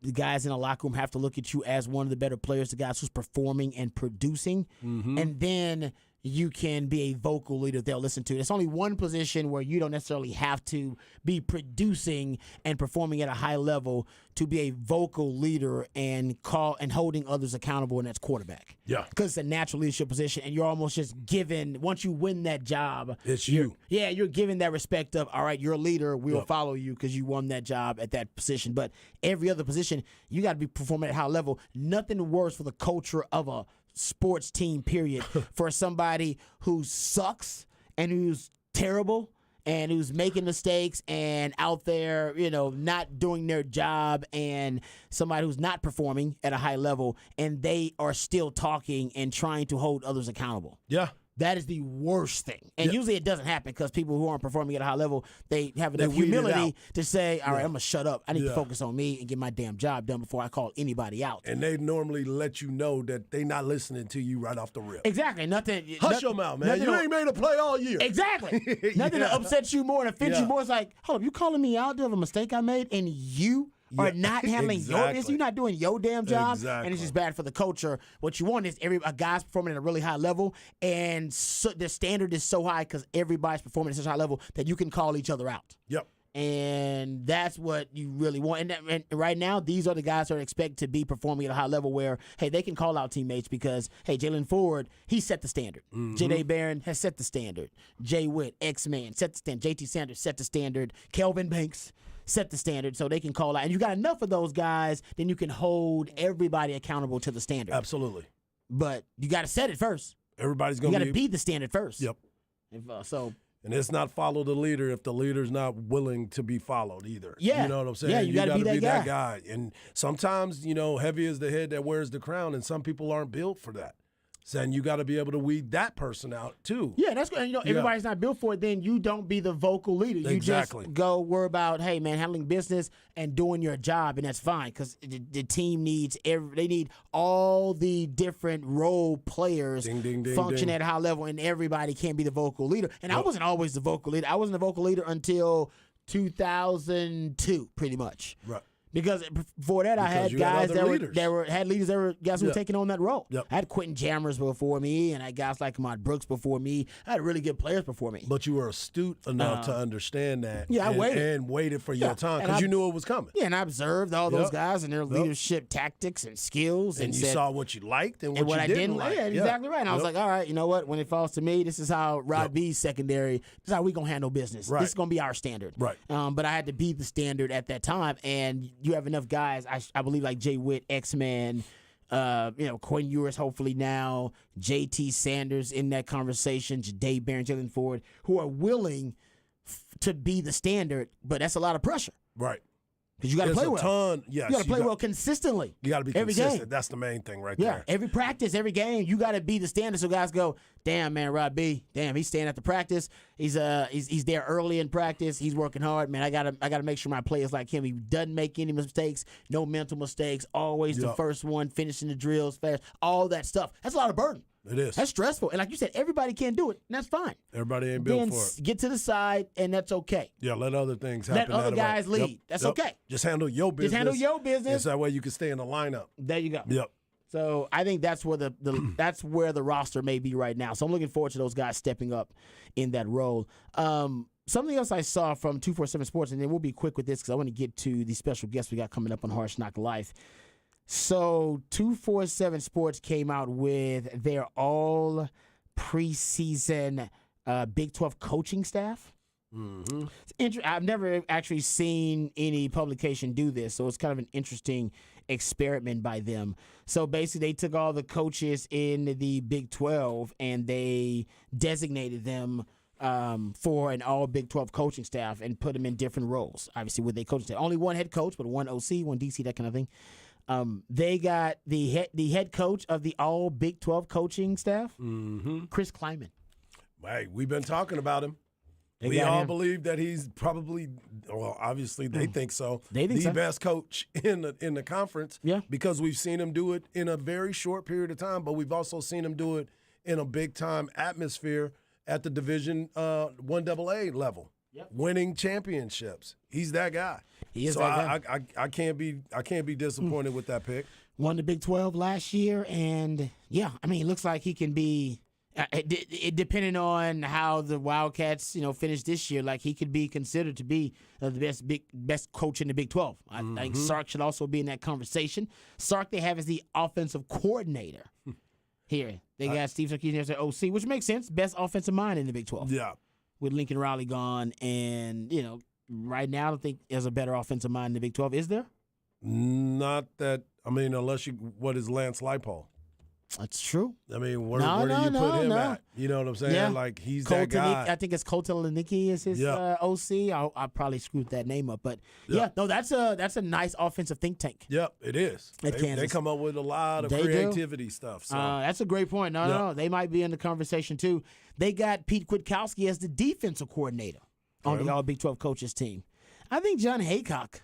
I mean, I thought we were. I could thought deserve he to be there too. Yeah. I think Pete Kwiatkowski has done a great job, and this is I'm sure maybe based on what he's done before he got to Texas too.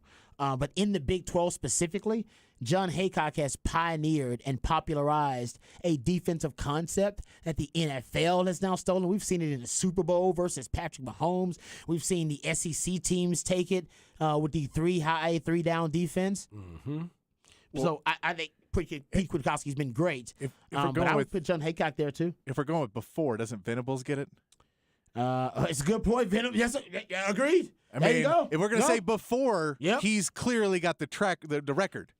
That also agreed. Yeah, that's what I'm saying. Like most players in the NFL thought. probably never. I think they got that one wrong. Yeah, I'm with you. I think you can go Venables over the Haycock one. Yeah, agreed. Because, I mean, how many players in the NFL went to Clemson? Yep, I'm with you. Nope. They actually have Haycock on the second team in the All Big 12. Yeah, he's the second Where's team Venables? defensive. Is Venables on there? He's not on there. Wow. Yeah. I agree with Patrick on the Venables thing, though. I like Haycock because of his, the 3 high, popularizing the 3 high. But I mean, Venables' track record and resume is as good as anybody's. Yep. Defensive coordinator wise. Yep. They got Jeff Banks as the special teams coordinator. I don't disagree with that. He is damn good. He's really, really Texas good at special his job. teams has been top 15, top 20 both years. Hell, probably even top 10, depending on what metric you're looking at since Jeff Banks has been here. And they just hired Joe DeCamillis. Yeah. He's one of the best special teams coaches in the NFL. Yeah. Someone says Dave Aranda too, guys. Forgot about him. He did. I do think they're right. I think because Sark didn't hire an OC, but I think Venables may have an actual DC. Oh, I know, but but if you're saying Sark is the acting OC because there isn't one for Texas, that's why he falls into that range because he's technically Texas head coach and offensive coordinator. Because Cal Flood's not the offensive coordinator; he's just the assistant. So they may fall on that like semantical arguments. That's true. Maybe they did decide. Maybe they went by play calling. I don't know if Venables calls plays for the defense or not. They may have gone by that. Maybe they didn't do that. Maybe they went specifically with. Because if you're saying Venables and Aranda are not ahead of. That's true. Then I'm going to go with semantically, that's their argument. You might have a good point there. Maybe that is it too. That they just went with the guys who are actually at that level of that position. Right. Yeah. Because Sark technically is the play caller. Sark does both. Yeah. I agree with that. That's a good point. And Sark made it perfectly clear that he does both. And he ain't changing. And he's not Some changing. Longhorn fans would like him to hire an OC. He's not hiring a play caller or an OC. I'm going to let him ride with it. Yeah. Well, this year will determine a lot. Yeah. He's got Kendall Browse. They got Kendall Browse as their QB coach here. Mm-hmm. They got the offensive line coach is Connor Riley of K-State. Kendall Browse, by the way, is with TCU. Yes. For those who can't keep up. He has changed destinations a couple of times in the last few years. The receivers coach, they got Casey Dunn of Oklahoma State. The tight ends coach is Joe John Finley. Shady name. Shady name. Don't trust that guy. I mean, Joe John? Look at that picture of him. He looks like a Joe I John. would not trust him if I was a recruit. He's recruiting me. I'm like, your name is Joe John? No. No, sir. Hey, Joe John's on the phone. No, we ain't. No, exactly. Joe John. Defensive line coach is Todd Bates of Oklahoma. They got the linebackers coach is Tyson Veit of Iowa State. Probably got that name wrong. DB coach is Joe Clanderman of K-State. It's the whole K-State staff. It looks like that's what they we're got working like 3 or 4 of them when I was on there. Yeah, the DB coach is David Gibbs of UCF. You're right. They love the K-State's coaching staff. And that's K-State. Right? They do more with less. Yep. So they got to be damn good at coaching and development, scheme and strategy. So there you go. The all Big 12 coaching staff. They do like the Texas coaches, though, because they give love to all of them as the coordinators for Sark and Kwiatkowski and for Jeff Banks. So coaching-wise, in terms of coordination, they like the Texas coordinators more than they like any other coordinators in the Big 12. And let me ask you this. How'd you feel about DeMarco Murray being the running backs coach and not Tashard Choice? And they didn't. Tashard Choice is not the second-team running back coach either. He's not. It's A.J. Stewart of Baylor. Yeah. I saw that. Yeah, that was interesting to me. Huh? Yeah, because he's been listed as one of the top up-and-coming coaches, especially the under 40s.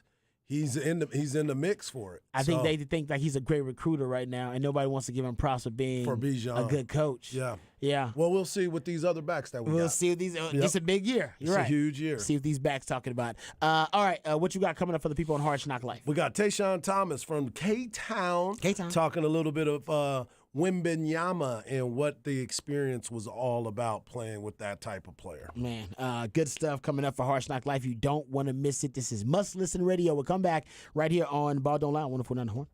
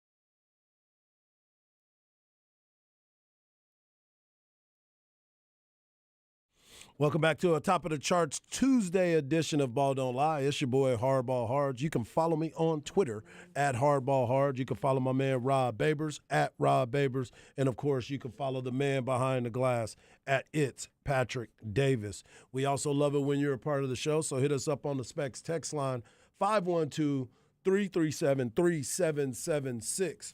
And joining us on the Vaqueros Cafe and Cantina hotline is someone that is from the 254. That's right. I said it, and I said it with my chest. We always representing from K-Town. He's a young man that has played some college basketball for the University of Houston and, of course, the Sooners. I mean, you're in Texas country. We'll talk about that here in just a little bit. But he's also had a chance to go overseas and became an MVP of the Israel State Cup, and he's also been to Israel and became the league's defensive player. But we also want to talk about his time when he was playing overseas with the Metropolitans 92. One of my favorite people in the world, my man Tayshawn Thomas. What's up, Tayshawn? How you doing, bro? What's up, man? How you doing? I'm doing good. Can't complain. How are you? I'm good. Just glad to have you on. I'm glad to see that you back stateside and doing some good things here and getting yourself ready for another basketball season, enjoying the offseason. But let's talk a little bit about your career before we get to Wemby and your time over there. You know, you went to U of H first out of high school, and then you got a chance to go play at Oklahoma, got some time in the Big 12. What was basketball like for you once at 3 seasons at Houston and then going to transfer to Oklahoma?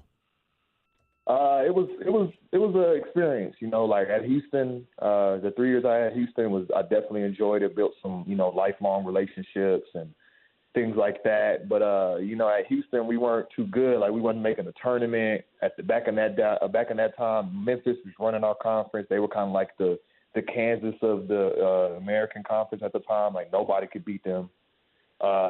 And then the year before, going into my senior year, they had the coaching change with Kelvin Sampson coming in, and I knew he was going to turn the school around and make them good, but I knew he wasn't going to be able to do it in 1 year, and that's all I had left.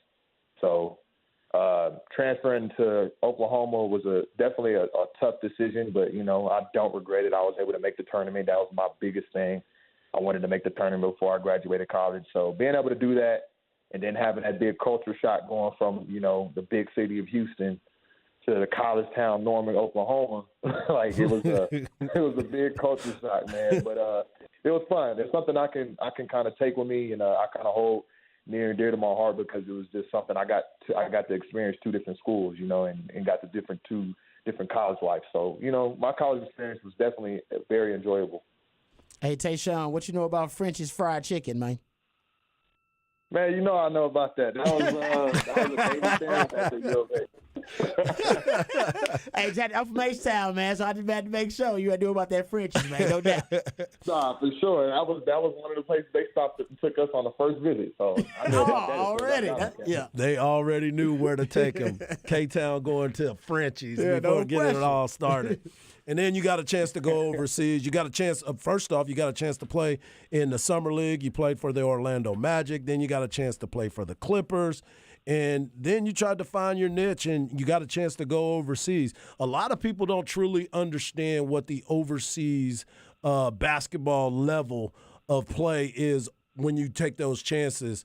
What was some of your experiences over there in some of those other cities that you got a chance to play in? Oh, man, that was another thing that, you know, it's tough to explain if people don't really know basketball. I mean, even if you know basketball, you might not understand because you don't know too many people that play basketball overseas. But, you know, I learned a lot of stuff quick going from college to turning into a pro. I learned, like, a lot about the game being political, you know, a lot about nowadays they kind of draft and want people with more potential than anything. You know, so I kind of learned that really fast. And going overseas was an experience because, you know, that was my first time leaving the country. My first time leaving the country was in a small city named Weissenfels, Germany. And I had a rude awakening to them not having AC in the house. Like, wow. That was my first memory. Like, I'll never forget that. I woke up in the morning. I mean, I got to my room, dropped my bags off. They left. And it's my first time, like, all right, breathing. I'm here.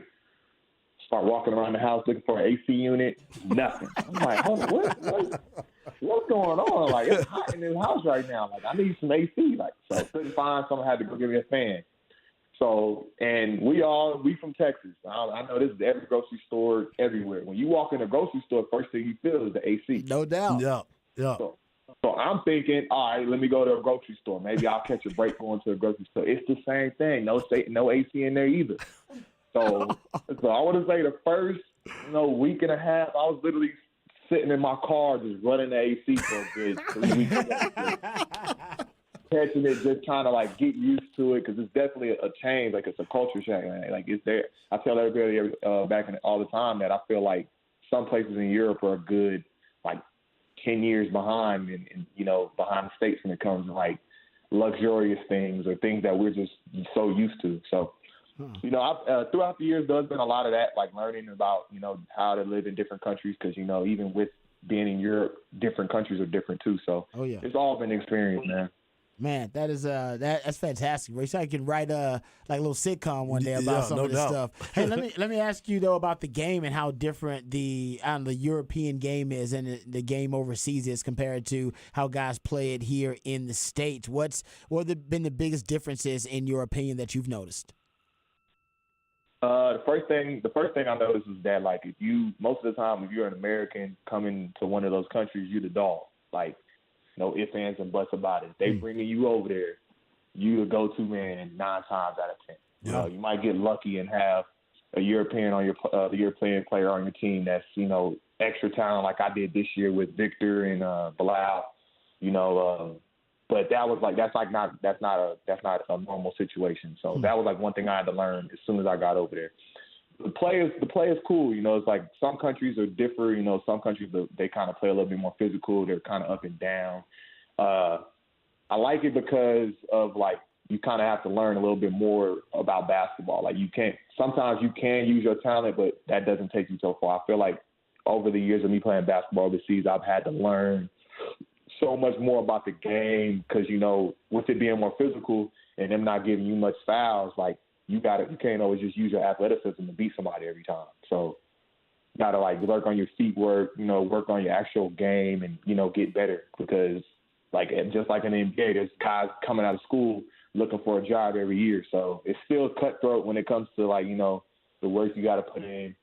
But it's different. The difference is just I feel like back home it's a lot more athleticism. Right. So whenever you find a guy extra athletic over there in Europe, they excel because it's like, oh, hold on, like we don't see too many people moving like this. Where you come back home, like for instance, I don't know if you guys see these Ballers Life videos on YouTube every time. These guys are dunking everywhere and they're not like getting paid for any of the basketball that they're playing. Right. You go over there, you see somebody dunking. Most of the time, they making money.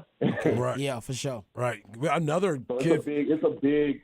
In my opinion, it's a big talent gap between not big because I feel like Europe is definitely getting better in that department, but it's a big talent gap between like the whole people in America and then the whole people in Europe. Yeah, and that's the beautiful part about it because DJ Stevens has been over there for a long time making a lot of money, and we all know he can jump out the gym, and that's where Royce O'Neal started his career. He went over and played overseas as well, and now he's getting paid by the Brooklyn Nets. We're talking to Tayshawn Thomas, former player for University of Houston, also for Oklahoma. He's one of K-Town's finest, as always. That's how we do it.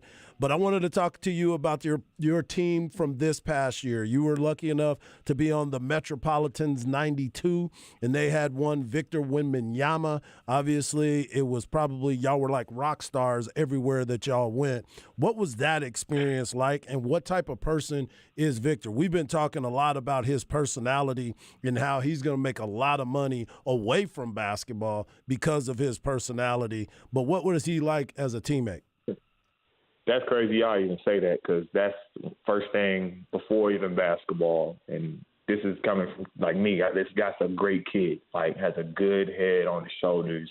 You're not going to meet too many 19-year-olds that think the way he think that can, just knows basketball. Like literally, I'm 9 years pro. Me and him this past year were just, teaching each other things, how to just see the game differently. And I respected that just because he is who he is. Like, I feel like we all know if we have a future number one draft pick that's coming into the year, he's kind of cocky, don't really want to talk to people. Vic is completely the opposite. Like, was the goofiest guy on the team. I came to the team kind of later, so he was very welcome. He was like one of the first welcoming people to me, so that was cool. Like, just getting to know that, that he's a genuine person, really nice guy, really comes from a good home, but the thing for me that was so crazy about this year is I played against him the year before in France. So I kind of knew the height that he had, he blocked one of my jump shots. And that kind of made me mad because I don't know how he even got to the jump shot to block it. So, I remember how crazy it was just playing against him. So now to be his teammate, it kind of opened up my game, just having somebody that can play the way he can, because I was able to kind of show my more guard skills with him being the 5-man, and I was able to, really tap into my game. So we kind of helped each other. It was a great experience because he's a talent out of this world. It's just really crazy some of the things he can do to see he can do every day in practice. Yeah, so you were talking about in practice him guarding you. How many positions can he guard when you were playing against him in practice, and how many positions do you think he can actually guard in the NBA?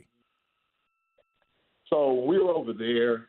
He kind of had so me and him are if we weren't on the same team, me and him would most likely be guarding each other. Okay. And one thing that was really good with me joining the team is the year before I was one of the top power forwards in that league. So everybody knew me. So joining me with him was kind of hold on, they really joining these two guys together. This is going to be a tough matchup, So my thing is I feel like I'm always trying to guard the best power forward. Whatever, if it's the 5-man or the 4-man overseas, it really doesn't matter because most of the time they're the same person, So me and him kind of got in battles on who wanted to guard the best player every time. Every game, I want him. I don't know if you guys remember Perry Ellis from Kansas. Yep. A couple years ago. For sure. He was one guy we've had matched up in playoffs, and he was one of their best power forwards on their team. And me and him argued every day, in practice. Hey, bro, I got him. I want him. No, bro, I got him. So that was one thing I respected because a lot of guys, especially big men, are afraid to guard guards or guard anybody that's really talented. So he's one thing I loved about him is he never backs down from the smoke. Even if he gets dunked on or gets crossed or gets hit with a move, he's coming back ready to play that next possession. And that's one thing I respect because I feel like as a young player, that was one thing that I had a problem with. I would be confident to guard him that first possession, but if you give me a bucket that first possession, I might be a little timid coming the second time. Right. So I think that Vic is very capable of guarding 1 through 5. Wow. I wouldn't want him to guard the 1 from the chump, but if he ever gets caught in the switch situation, I'm confident. I'm very confident. You make a shot on him, it is what it is. But try that again. Let's see if you're gonna make that shot again. That's how confident I am, and I feel like he's pretty confident himself on defense as well. So I think he can be very versatile on that defensive end. Well, that wingspan helps him when he's around with all those guards. Even if he gets beat, he can still make up because he has such an amazing wingspan. Mm-hmm. What was it like when y'all were traveling on the road, though, when y'all would go to different places? Obviously, he was the main attraction, but, as you said, you had other players on that team. Were y'all like the Beatles or like a rock band? Everywhere y'all went, everybody wanted some? Definitely somewhat. Definitely got to travel and do a couple things a little different that you might not get any other team. Vic definitely has some pull. I'll give him that. He made this year pretty easy for me to be in there. But it was just wild because, I told you before, when I'm the main, coming from America or coming from wherever you're coming to a team, there's only 5 of us. There's only 5 Americans on the team. So most of the time when you're in that city, you're the star because you're coming from another country. Hey, this is the guy we brought from America to lead our team. So this year playing with him was completely different. We had NBA players coming to our games. I met Mbappe, literally have a picture with Mbappe. I don't know how y'all know how rich this guy is. I got a picture with him. This is all through Victor. You know what I'm saying? So I got a lot of, but it was just crazy because the fans would sometimes run us over trying to get to Victor. I've been pushed out the way. Hey, excuse me, Victor, come here, we're trying to talk to you. So it was good. That was definitely an experience, but he handled it so well. I felt like I felt like there was some times where I'd see him kind of getting bombarded by fans and stuff, and he'd just have a good mentality about it. To whereas, like, I'd be like, nah, man, I couldn't do that. Like, I'm kind of tired today. Like, I don't feel like talking to anybody. But it was like he always found some type of energy to, you know what I'm saying, to get up. I'm like, bro, I respect that because not everybody could do that. So it was definitely, like, crazy. We had security every game. Almost every game we played out was packed out just to come see him play. He was holding it down for France. Like, the French, they love him. He's, like, now the French player of the NBA, you know, so everybody loves him. So it was definitely crazy doing all the travel and having to stay in different hotels, just making sure nobody knew where we were at. Hey, let me ask you one more question, Tayshaun. We appreciate your time because we know you got a lot going on, man. We know you're busy. You've traveled a lot now overseas, been to a lot of different places.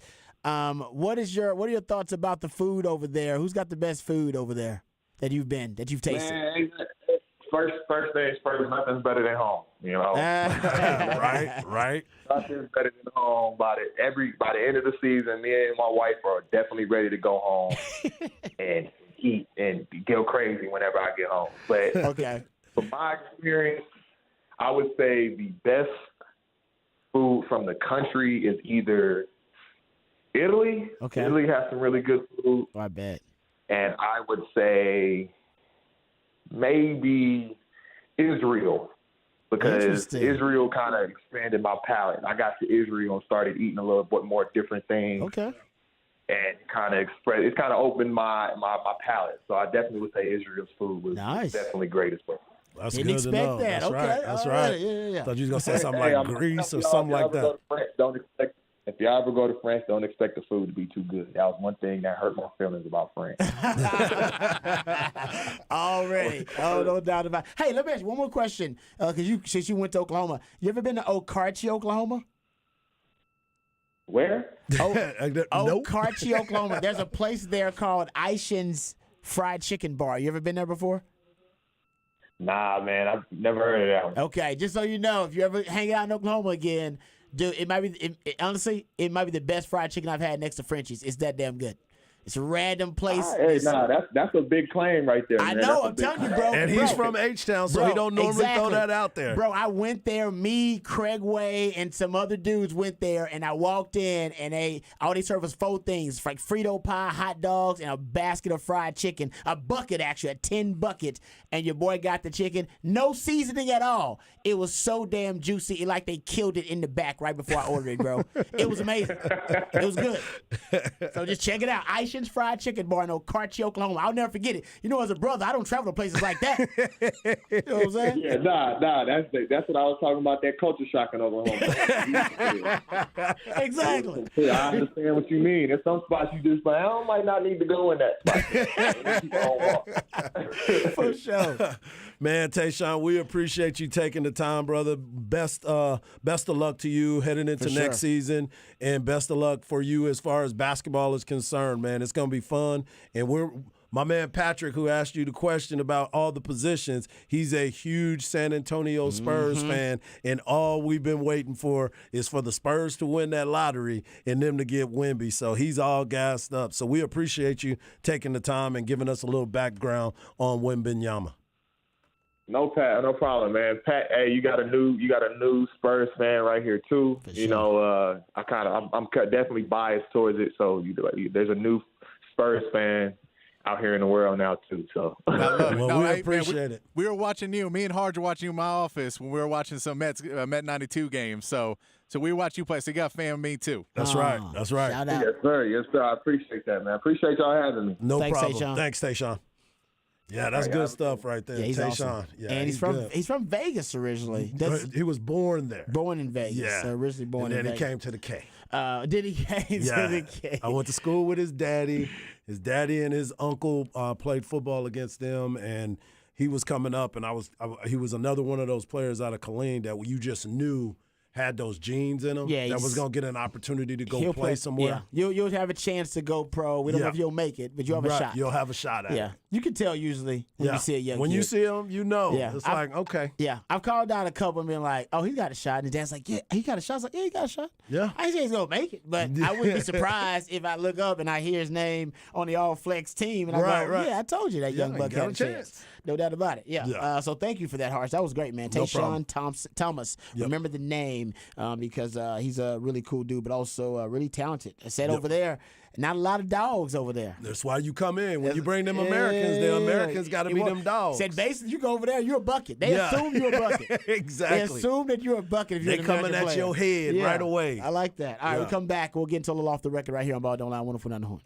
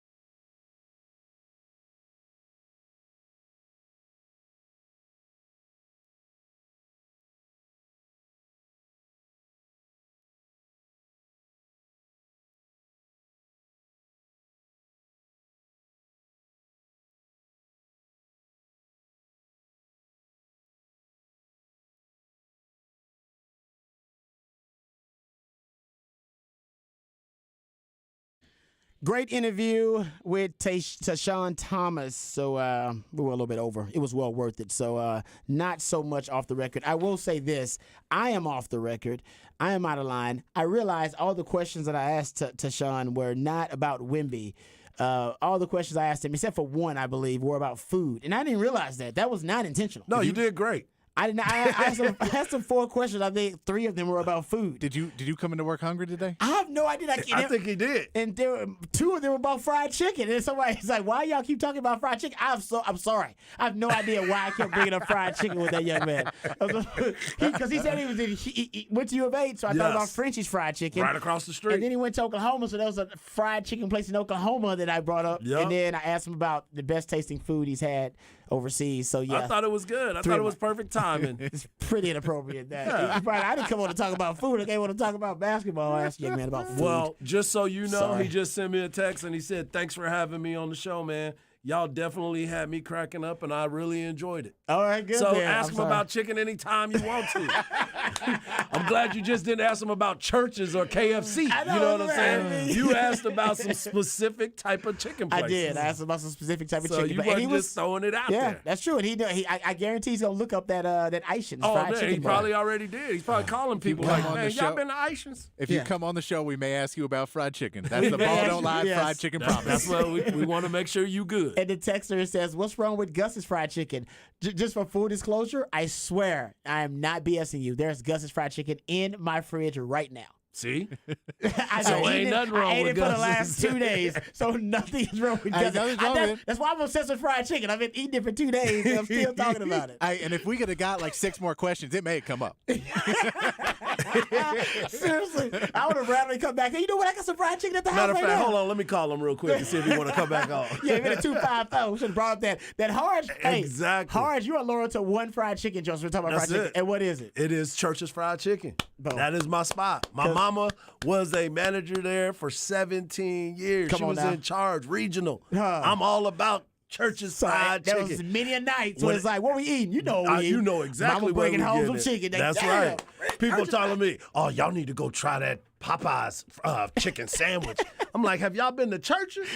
Y'all need to go to churches and get that one. Hey, for real. Amen to that. Exactly. No doubt. All right, we come back. We'll get into CDC. CDC spoke with Bobby Burton over at Inside Texas. So we had a lot of audio cuts from CDC, and they were pretty good. So we'll play that on the other side. We'll talk some Texas sports overall, and we'll listen to the athletic director, Chris Del Conte. All of that on more right here on Ball Don't Lie, 104.9 The Horn.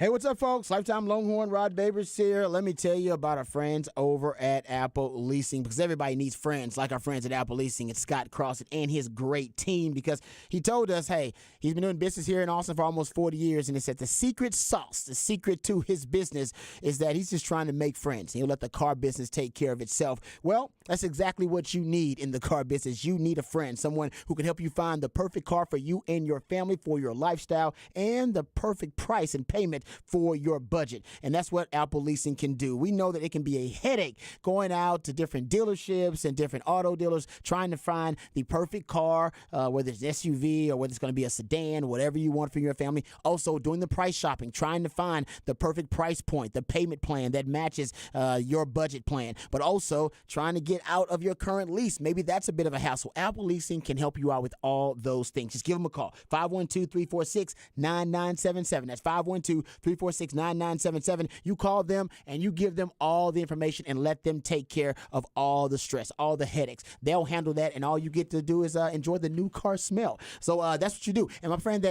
man that knows all about that is my man Mike Harge, because he's done it several times with our friends over at Apple Leasing. That's right. I've called over there and said, I need an easy lease because I want to take advantage of it all. What, I want to get out of one lease? Oh, don't worry about it. They got no termination penalties.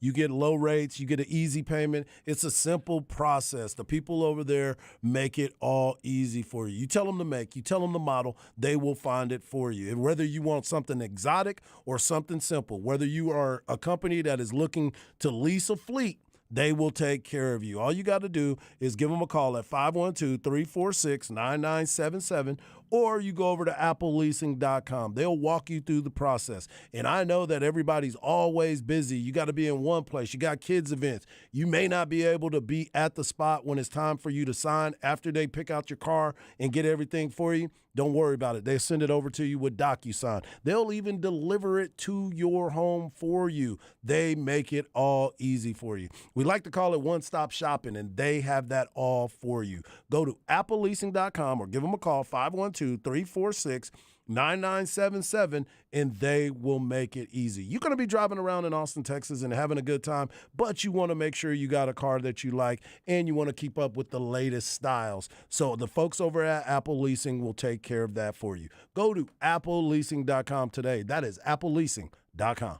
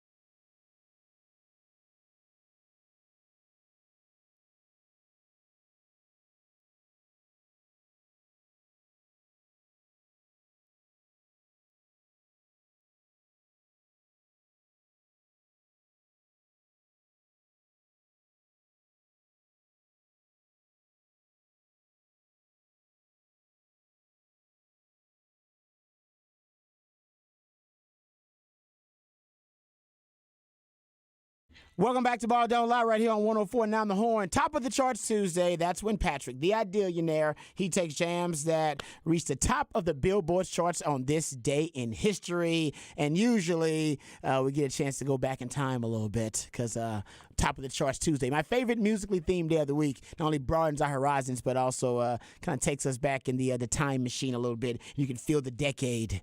And this is I don't think I actually don't like listen to this song, but this is actually one of the most recognizable tunes. It's a pretty recognizable new wave song. Yeah, it's like a really recognizable. And what's the name of the band? The Human League. Wow, I did not know that. Yeah, not know that. Is that a one-hit wonder we're talking about? No, I think they've had a. I think they had a few. Okay, yeah, like people's this is a weird one, man. I don't know why you would like this song, but I'm not hating on it. But like I said, it's just very memorable. It stands out. This is in the early '80s when the synth movement kind of came out, and then there was a lot of synth stuff that kind of went into new wave and all that. Okay, good. There you go. All right, not really my thing, but hey, whatever floats your boat. All right, that's what it's about. That's what Top of the Charts Tuesday is all about, man. Thanks, my man Patrick, working hard for us. There are a couple of stories that we want to get to. We want to hear some sound from CDC, the athletic director at Texas. He went on with Bobby Burton on Inside Texas. Really good piece. Go check it out. It's like a 45-minute interview, so we won't play all of that. We'll play some of the snippets from it, some of the highlights from it, but it was really good. Go check it out for yourself over there at Inside Texas. So we'll get into that. Also, the All-Star game is tonight, so we'll get Harge's prediction on who's going to win the All-Star game tonight. Some folks want to hear about that. The fans are going to win. So we'll get into that a little bit later on, too. And also, we didn't really talk about it yet. We talked about Pat Fitzgerald being, ousted there at Northwestern because of the hazing scandal, and the president, pretty much revisiting the suspension. And after revisiting, he decided he was going to part ways with Pat Fitzgerald, the head coach who had been there for 17 years, I believe, over the details from the hazing scandal, which, by the way, are extremely disturbing. And they're troubling, to say the least. Yeah. I mean, there's some sick stuff going on in the hazing. So, but now there's discussions about who is going to be the next head coach at Northwestern, and a lot of them are hitting close to home at Texas. Right. One of the names is Paul Chryst, who is the latest, special assistant to be hired by Texas, and his name is coming up a ton, Harge, for that vacancy. Also, and this comes from another source, comes from Andy Staples. He wrote that the Big 12 would have several candidates who would be possible replacements for Pat Fitzgerald. He thought Dave Aranda's name or Chris Kleiman's name would come up. He also brought up Lance Leipold. So he brought up 3 Big 12 coaches that could possibly end up replacing him, and that's in addition to the report about Paul Chryst. So it might end up affecting Texas one way or another, butterfly effect through the Northwestern vacancy, not only possibly losing someone from the staff, but also losing a coach who you're opposing in the Big 12. Yeah, it's a lot of names that could be out there, and this whole situation kind of puts you in a different type of spot, right? So this is something that's unexpected, and it's coming close to the season being ready to start. So how are you going to implement a new coaching staff all the way around? And here's the other part. If you're going to keep somebody and put an interim in there, which they might aren't they part of the problem too? Ding, ding, ding, ding, ding. Right. So you're trying to figure out how you're going to maneuver, especially into this season. And I heard Jeff Howe talk about this earlier, and this is something that you and I talked about, me and Patrick, yesterday. They've been terrible. They've been bad. They have been very, very bad here in a very short period of time. And it goes back to that whole culture situation. It seems like that culture had been fading for quite some time now, because you don't go from a team that is competing to play in the Big Ten championship games to now just looking awful every single week. Yeah. And obviously the culture there has become toxic, or at least has been toxic for a while, but now you have whistleblowers who are coming out about the toxicity there. One texter said the reason people like that song, Patrick? Cocaine is the real reason people like that song. Cocaine was a hell of a drug and fueled a lot of weird things. Cocaine's the reason people like a lot of things. Yeah, that's why the 80s are full of these weird movie plots, like Weird Science and the Mannequin. Yeah. Mannequin, that one right there, just like, huh? I guarantee you, the reason why you like most of your songs is probably drug related too, or why your songs are favorite. Why people like music festivals. There's a lot of drugs related to music, a lot. But people like to be inspired in a higher, kind of state of being. Right. Yes, there you go. No doubt about it. All right, let's get to a man who has lifted Texas sports to a higher state. It is CDC. He went on with Bobby Burton of Inside Texas. They had a very interesting interview. I encourage you to go check it out. We got some snippets from it. The first is CDC talking about Texas, the goals specific for Texas this year in Texas football. Here's CDC. I think one of the things you looked at is we just completed our head coaches retreat last week. We got together, as we do every year, to review the year and set the timetable for this coming year. And we know this is our last year in the Big 12, and we're doing everything we can to focus our attention this year, because all the hoopla of where we're going is great, but that's in 24. So one of the things we talk about is embracing the hate. We know the reality for us this last year. We have 20 teams that compete. We won 12 conference championships last year. The year before we won 13. Our goal is to win a conference championship in every sport that we participate in and win a national championship in every sport we participate in. That's always going to be the goal here. So when we won 13 last year and 12 this year in terms of conference championships, our goal is to win 20 for 20. And is it realistic? It's always realistic at the University of Texas, but that's our goal. And knowing, too, for our coaches or student athletes, the environments they're going to be going into this year. It's our last year in the Big 12, and they've been great partners for us. We want to exit in a classy way, at the same time to participate at the highest level. So we went to our retreat. It was talking about those concepts I just discussed and what do we need to do, and at the same time making sure that our student athletes and coaches know that we have to embrace what is taking place at their campuses and make sure we go in there and compete like heck and try to win a conference championship. Yep. There you go. CDC talking about the goals overall for the athletic programs at Texas. He also talked about the arms race as it relates to facilities on the 40 acres. I like what he said here. Here is CDC talking about the upgrades for facilities. From a standpoint of that, is we're always looking to see what we can do to improve our athletic facilities, our footprint for recruiting, for our fan experience. So right now what we have on deck is a new football practice facility, knowing where we practice up top. But it also goes back to President Hartzell, who is really an unsung hero at the university. What an incredible president we have. He gets athletics, always asks us how we harness athletics and what we need to do. But creating a practice facility with indoor practice fields and underground parking for our student athletes, and then on game days we use for our donors, creating that synergy, right, there's going to be critical for us. We have expansions that are going on in baseball. We have stuff that we're going to do in softball. Everything has a plan. This year we're doing the lights and some things in DKR. If there's not a crane on campus, or if there's not things moved within the athletic department, we're dying. And one of the things that when they hired me is we realized we had not invested in our physical plant for a long, long time. And we need to continue to invest in our physical plant. So we're building a new recruiting lounge in football right now. Will be done at the end of the year. So things are constantly happening. Our donors have been fantastic. They've been receptive to what we're trying to do, and hopefully they feel that their investment is worthwhile. Okay, one of my favorite lines that CDC just delivered, gentlemen. If there's not a crane on campus, we're dying. Right. That is a great line. There's not a crane on campus, we're dying. Kudos, CDC. That is pretty much we busy over here. Right? We should be building. Something should be being built around here. Yep. All right? On the 40 acres. I don't know what the hell it is, but we should have a crane somewhere building something. We should be upgrading something. Kind of goes to that old Tom Herman line about facilities where he said, keeping up with the arms race of facilities in college sports is kind of like painting a Golden Gate Bridge. Right? By the time you get done painting the Golden Gate Bridge, it's time to start repainting again. Yeah, you got to paint it again. It's right. Yeah. And the same thing with facilities. By the time you're like, all right, I think we upgraded every facility on the 40 acres. Well, go back to the one you started with, because it's probably time to upgrade them again.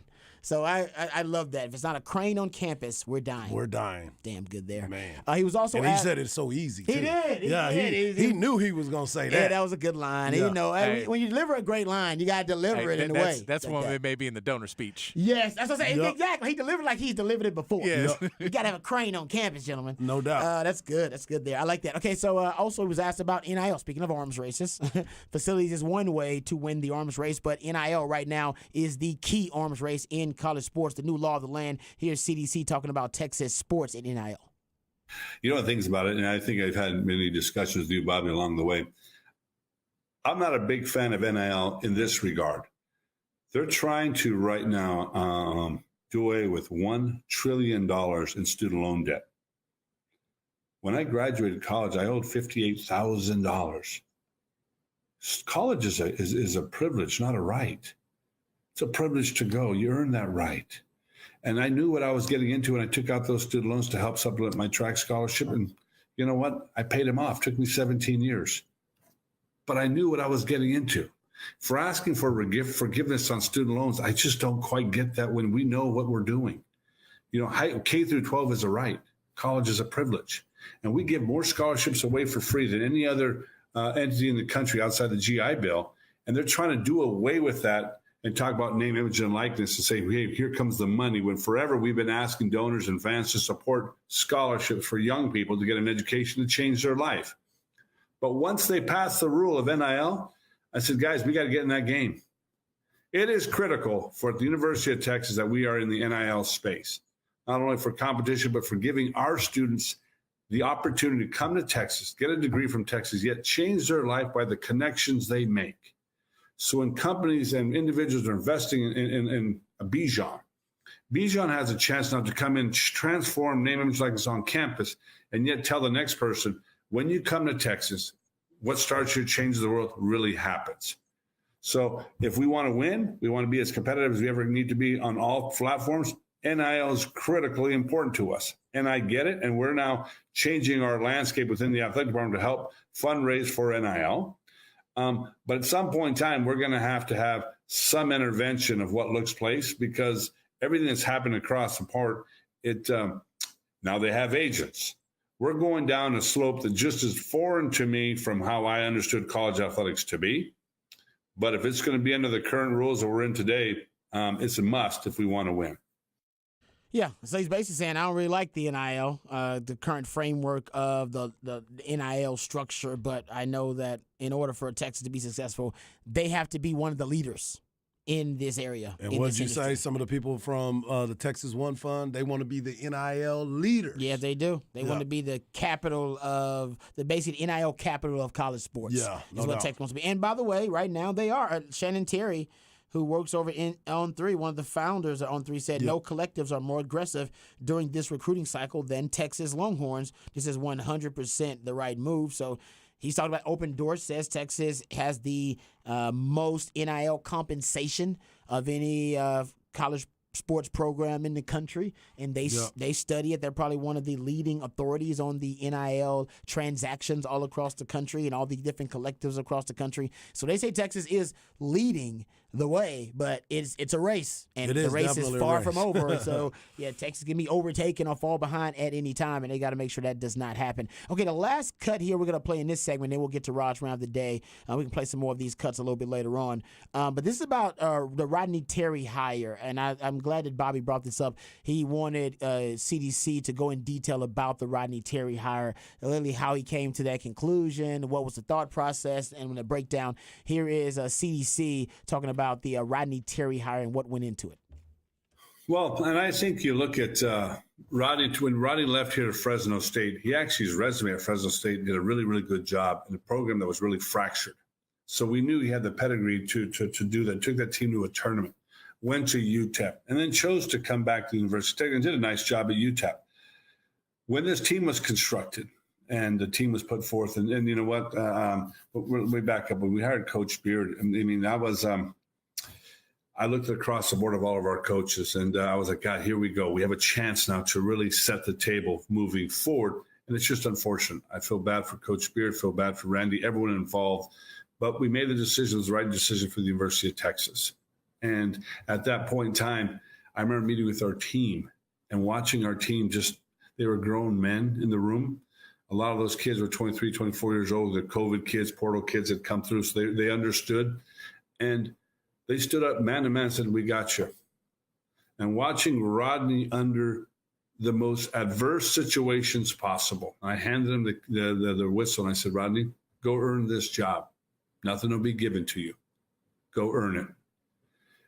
That night against Rice, I was like, whew, pretty shaky. I was like, God bless America. This is crazy. But watching every single step of the way, how the team responded, how we coached, how we communicated, I knew right then and there, if given the opportunity at this place, he could do something special. And a lot of times you go, boy, he had a run. She's just a magical run. You got to do it. And I agree with that to a certain extent. He had a magical run. But watching how the team rallied around him, and you could think through the kids that came back, the kids he attracted to the portal, the kids that are around the team and who recruited, we knew that we had a chance, and the coaching staff put forth for us. And he deserved that opportunity. He earned that opportunity to lead this program. And the more and more I thought about it, I kept on thinking, okay, whoever else we bring in today, whoever else you look at, what could they have done during this time? Anything different? And he learned from Coach Barnes for years. He was a Longhorn. He is a Longhorn. This opportunity with Coach Beard and what he did, he came back for a reason, left a head coaching job, him and Augie, to come here. And they put it together in a situation where I said, you know what? It's a little bit like the movie Nemo. He goes, hey, let's squirt. Let him swim a little bit. Let's see what he can do. And he earned that right. It's awesome. Yeah, there you go. So he's basically saying he thought it through. He even thought about bringing in other people. Could they have done as good a job or a better job than Rodney Terry? Came to the conclusion that Rodney Terry did the best possible job someone could do under those circumstances. Said he was built for this, right? That's what Rodney had learned and earned that spot. So good for him to take his time as he always does. Mm-hmm. Let things play out, not jump to conclusions and not jump on the situation and say, let's go right now, let's do it. Like everybody else was saying, when are you going to make the announcement? He's earned this. Well, there's a process to it, as we talked about before, and that's what CDC does. Yeah, no, I loved how frank and honest he was in that interview. There's some other cuts. If we have time today in the show, we can get into them, or we can just play them later on this week. But I'd encourage you to go over to Inside Texas and go check out the Bobby Burton interview with CDC. It's really good. And he, like I said, it's about 45 minutes. Gets into a lot of different stuff. And CDC, he likes to elaborate. Yeah, he lets you know. He can be what's the term? Loquacious? Is that what it is? Like, he can go on for a little while, and he goes on into a lot of detail about stuff. So I thought it was really good. I listened to the whole thing earlier today. All right, Raj Rant of the day.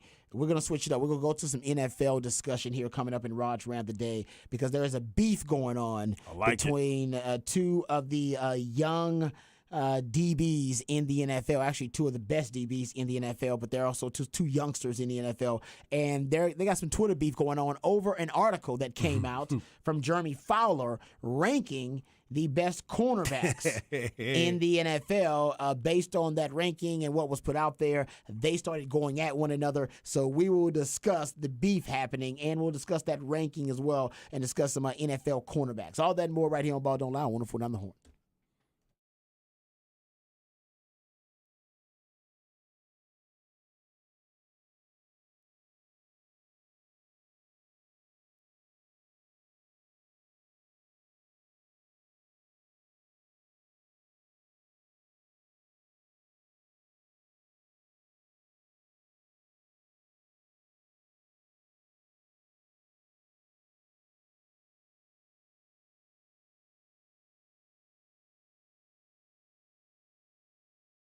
Hey, what's up, folks? Lifetime Longhorn Rod Babers here. We all know Austin is a beautiful city, thanks in no small part to the skilled craftsmanship of Ironworkers Local Union 482. They've been helping shape Greater Austin since 1935, and as the city continues to grow and thrive, so do our good friends at Ironworkers Local Union 482. They don't go to the office, they build it. And you see the labors of their love all over this great city, and iconic, exquisite landmarks you may be driving by right now and not even know it, like DKR Stadium and the Pennybacker Bridge. And like I said, right now, now, they are looking for new members of this great organization. So if you're looking for an exciting new career, you can become a valued member of Ironworkers Local 482 and accept the challenge of becoming the best version of yourself while helping shape Austin's economic development. Right now, they're hiring over 3,000 people for a huge project right here in Central Texas, and you can become a valued member of this prestigious organization, Ironworkers Local 482, and you'll take pride in the type of teamwork and craftsmanship that helps shape the future of our great city. So maximize your potential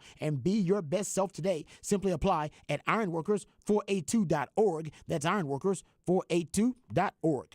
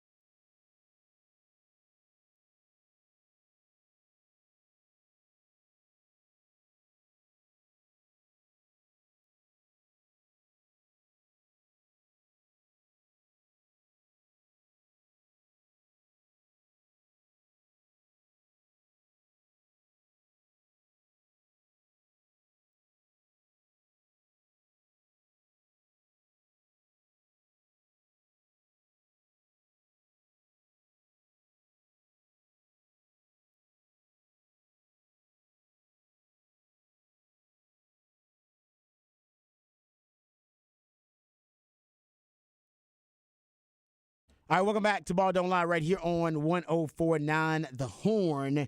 So Jeremy Fowler, an ESPN reporter, is coming out with a piece where he's actually in the process of revealing a piece that ranks all the different players in the NFL by positions based on the opinions of different anonymous executives, players, scouts, and coaches.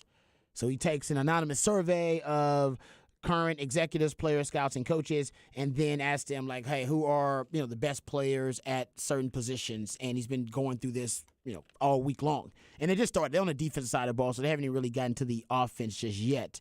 So they're on cornerbacks today, and already kind of started up a bit of an ish storm, if you will, because apparently Asante Samuel and Sauce Gardner, they got into it over this ranking. So the way it started, from what I can gather, Asante Samuel's the one who really kind of started this thing, because he pointed out, or at least his opinion, was that after seeing the list, he quote tweeted and said, the New York media will take your career to another level. Now, just to give you the list, Patrick Surtain, the second, is number 1. These are cornerbacks listed by anonymous execs, players, scouts, and coaches. Patrick Surtain, the second, is number 1. Sauce Gardner, number 2. Jalen Ramsey, number 3. Jair Alexander for the Packers, number 4. Darius Slay of the Eagles, number 5. Ravens, Marlon Humphrey, number 6. Saints, Marshawn Lattimore, 7. Trevon Diggs of the Cowboys, 8. Denzel Ward of the Browns, 9. A.J. Terrell of the Falcons, 10. And honorable mentions were Xavier Howard of the Dolphins, J.C. Horn of the Panthers, Tariq Woolen of the Seahawks, Tre'Davious White of the Bills, and L'Jarius Sneed of the Chiefs. Those guys that actually got the honorable mentions. And they mentioned some other guys that got votes, but I'm not going through the entire list for you.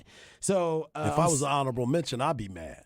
Yeah, exactly. You know what I'm saying? That's where I'd be real hot. So I'm assuming Asante Samuel's mad because he may be among the 8 others that received a vote. Yeah. But he was not one of the top names on this list. So maybe he was a little upset about that. So he quote tweeted, the New York media will take your career to another level. And I guess, on the list, if you're in New York, you got to be thinking to yourself, whoa. Because he could really start, criticizing anybody on the list. But there's only one guy on this list who plays ball in New York. Right. And that's Sauce. So everybody else, it couldn't be just the New York media that's out there voting for him. He said the New York, and then he went and said it's the New York media. What did Revis do so special? I'll wait. ... I know. Don't give me. That's a whole nother segment right there. Like, you disrespected Darrelle Revis? I'm like, what? A Hall of Famer? Why is he catching strays? What are you talking about? Dude's a Hall of Famer. Anyway, it's documented what great cornerbacks did in the stats. I don't know. I think he kind of mistyped that or whatever. Yeah. And then Sauce Gardner gets in on it. Sauce Gardner says, the tweet, he said basically, the tweet literally says, those were the cornerbacks rankings by players, execs, scouts, and coaches, ... I'm trying to figure out why you keep bringing up New York media. Said that to Asante Samuel. Like quote tweeting. Yeah. And then they go back a little bit. He says, just like the Pro Bowl votes, this is Asante Samuel, just like the Pro Bowl votes used to be, yes, you have the best media behind you. I challenge you to turn some of those pass breakups to interceptions this year. You will hear from me. Is what Asante Samuel said. Okay. I get. And then Sauce Gardner says, and I challenge myself to do the same thing along with my coaches. I don't need you challenging me to do nothing after all this subtweeting you've been doing when you could have just hit me privately like all the other OGs do. Safety, bro. And he also went on to say, damn, you've been on my ish hella lately. You got to relax. Me personally, I never been the hating type. So. Yeah, I mean, this is interesting, too, because I went and looked at the list, and these are some of the things that you and I have talked about. When you start looking at some of the other guys that got votes that aren't on the honorable mention, Stephon Gilmore, James Bradbury, I think is a good cornerback. J.C. Jackson, I think is a good cornerback. Yeah. Travarius Ward, I think he's a good cornerback. Tre'Davious? Yeah. Travarius from the 49ers. Yeah. Okay.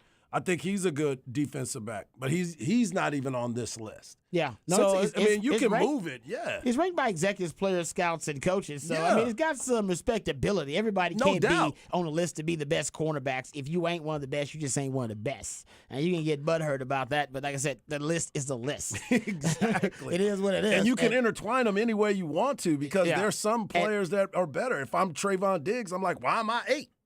You know what I'm saying? You could argue maybe could be a little higher, but I think right now Patrick Surtain II and Sauce Gardner. I think Sauce Gardner's on a different level. You're talking about the first rookie to be first team All-Pro as a cornerback since Ronnie Lott did it in 1981. And I'm the one who usually says, shutdown corners are dead in the modern era of the pace and space spread era of football. But I'll admit, he may be the closest thing we got to shutdown corner. And I'm going to say this, the youngsters are bringing it back. They are bringing back great cornerback play. Because it died trash too. It died for a while. Yep. Their scoring and everything is down in the NFL. Only 12 teams this year had a positive scoring differential in 2022. That's the fewest in the 32-team era, and the fewest since 1994 when the salary cap started, and they had 28 teams. Yeah. And if you go look at it, the basically this is one of the lowest scoring eras we've had in a long time. So scoring actually has dipped down, which is not something the NFL likes. Teams are actually scoring around 22 points per game. I think it's around 21.9 points per game, which means, scoring is actually starting to dip a little bit. And the NFL doesn't like that. And I think one of the reasons it's dipping is a lot of different factors that play a role in that. I think the cornerback play, specifically the cornerback play and safety play too. I would just say defensive backs overall. I think it actually is getting better. Yeah. It's experienced a huge upswing. Go look at this list and look how many young defensive backs are on this list. I'm talking about guys in their third or fourth year in the league. They're still on their rookie contract. You're talking about Patrick Surtain II, Sauce Gardner, A.J. Terrell, Trevon Diggs, L'Jarius Sneed, J.C. Horn. All these guys are on Tariq Woolen. He was a rookie. These guys are on rookie deals, and these guys are making all-pro teams as rookie or second-year cornerbacks. I do believe we are watching football Darwinism. I think this is kind of football Darwinism where it's survival of the fittest. You're watching kind of evolutionary adaptations happening. We've watched for the last decade plus the offenses at the highest levels of football, college and pro, evolve to become almost lethal in their usage of cheat codes and force multipliers, RPOs, mobile quarterbacks, play action pass, up-tempo offenses, pace and space, the quick game, the hybrid spread schemes, the air raid, zone read option. You throw it out there, whatever it is. There have been so many different concepts that can be seen as advantages or advantageous for offenses, and very few of those force multipliers or cheat codes schematically, conceptually, have we seen flourish on the defensive side of the ball. All right, we've seen the 3 down defense may be the biggest defensive conceptual leap we've seen in the last 10 years. That's one thing. Offense, we talk about something new every other year, a new concept that's becoming popular and giving offenses an advantage. And I do think since, this has been something that's been the case over, you've had now multiple generations of football players, defenders, who've grown up in this era, right? They've grown up in a disadvantaged era where all the rules too, are against defenders. All the rules are against the defenders, and now all the schemes are adding up against defenders. So in this kind of this football laboratory, all right, look at this experiment in football Darwinism, survival of the fittest. This evolutionary adaptation has led to defensive backs, this new crop, this new era, new generation of DBs. They're not necessarily shocked, and they're not necessarily exploited as easily by these RPO concepts, the play action pass concepts, and all these cheat codes that I bring up.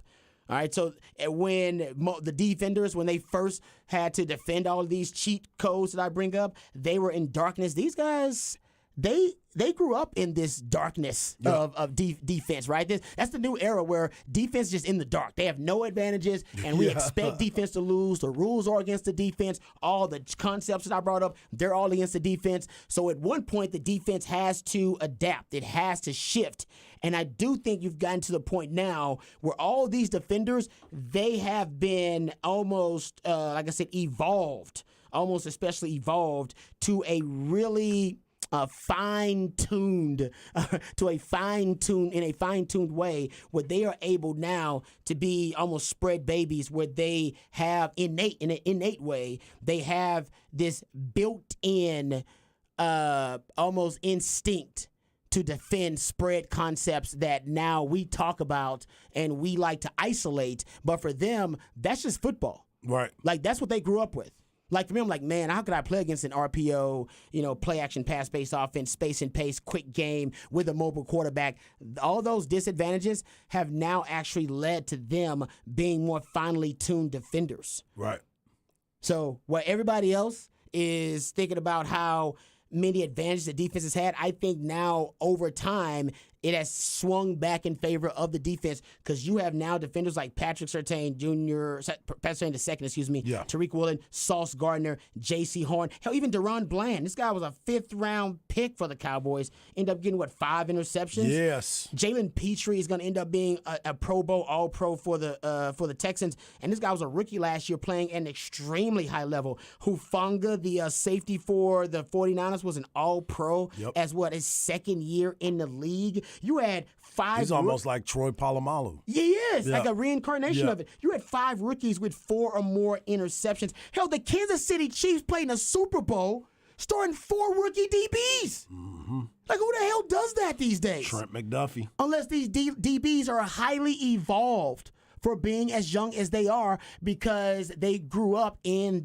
this kind of pace and space spread era, which usually would be a shock to the system for anybody else. But for these guys, they're used to it. I bring this up all the time. It's a scene from The Dark Knight when Bane is beating up on Batman and tells Batman basically Batman is a guy who always, he uses the darkness to his advantage. Like these offenses, they want to keep these defenses in the dark about all the cheat codes and force multipliers going on.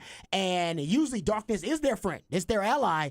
Not with this generation. And not with Bane either. Oh, you think darkness is your ally? You merely adopted the dark. I was born in it. Molded by it.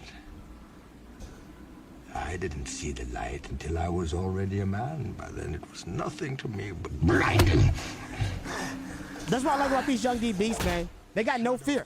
Like, I grew up in a day and age where fear essentially, I was programmed by it as a defensive back. These young defensive backs are not programmed with fear. Like I said, they grew up in the dark ages of defense. And now coming out of the dark ages of defense, you have some of the best young defensive backs the NFL has seen in decades. Decades. We've never seen a group of DBs this good this early.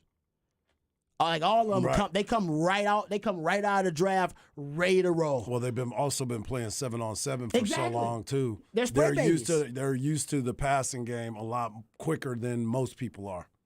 Yeah. Yep. That's exactly. Someone says, come on, Rod, in my day, we had the T, the I. Yeah, that's what I'm saying. It's a new era of football. This is why and back then, maybe you had defensive linemen and linebackers who were advanced coming out early because they faced so many run-oriented formations, so many power schemes. Now it's the opposite. They're facing so many spread schemes and passing schemes in college that when they come to the NFL, which is now a pass-happy league, they're unafraid.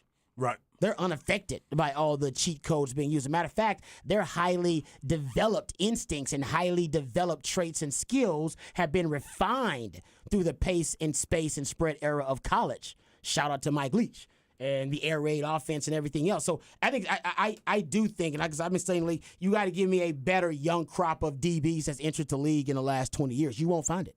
Yeah, it's going to be very rare. You won't find it. Yeah. No, that's how these guys are really, really, like I said, Tariq Woolen, the guy's a freak for Seattle. Started as a rookie, ended up with 6 interceptions? Yeah, ended up being a second-team All-Pro? Yeah. When's the time we had from UTSA, by the way. Exactly. When's the time we had a first-team All-Pro and a second-team All-Pro that were rookies at cornerback? Yeah. I don't remember the last time. I don't think there is a time. I don't think it happens. Yeah, exactly. Those guys are legit. So anyway, well, that's my take on the young crop of DBs. They're talking trash to each other, but they've been talking a lot of trash to the wideouts out there, teaching them lessons about this new group of generation of DBs. All right, we come back. We'll get into a little off the record on the other side right here on Ball Don't Lie 104.9 The Horn.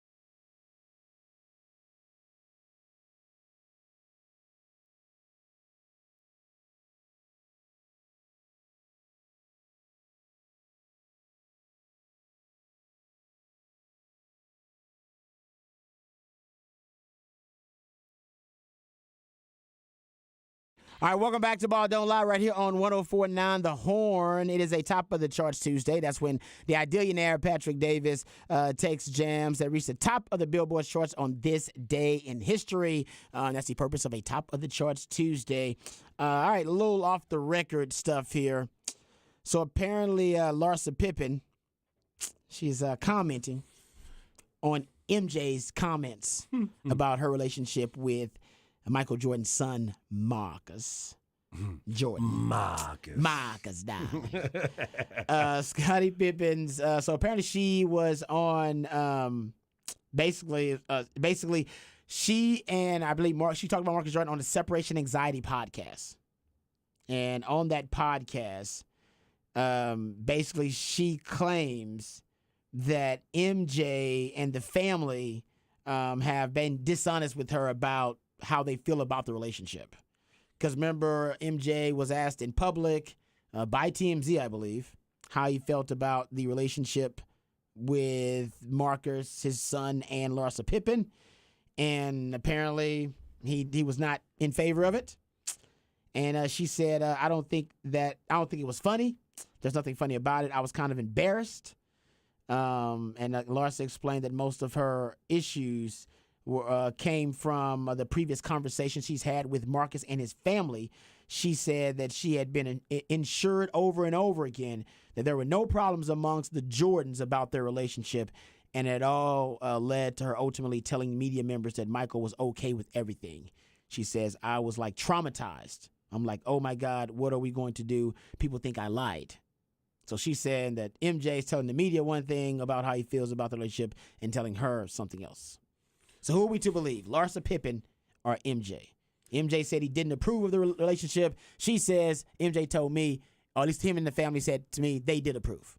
Who are we to believe? Let me just say this, and for Larsa Pippen, to understand, Michael Jordan don't give a doggone about you, girl.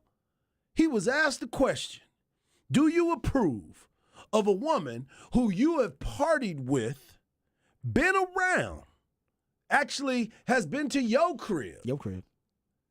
And now all of a sudden she gonna think that Mike's gonna feel some type of way about it?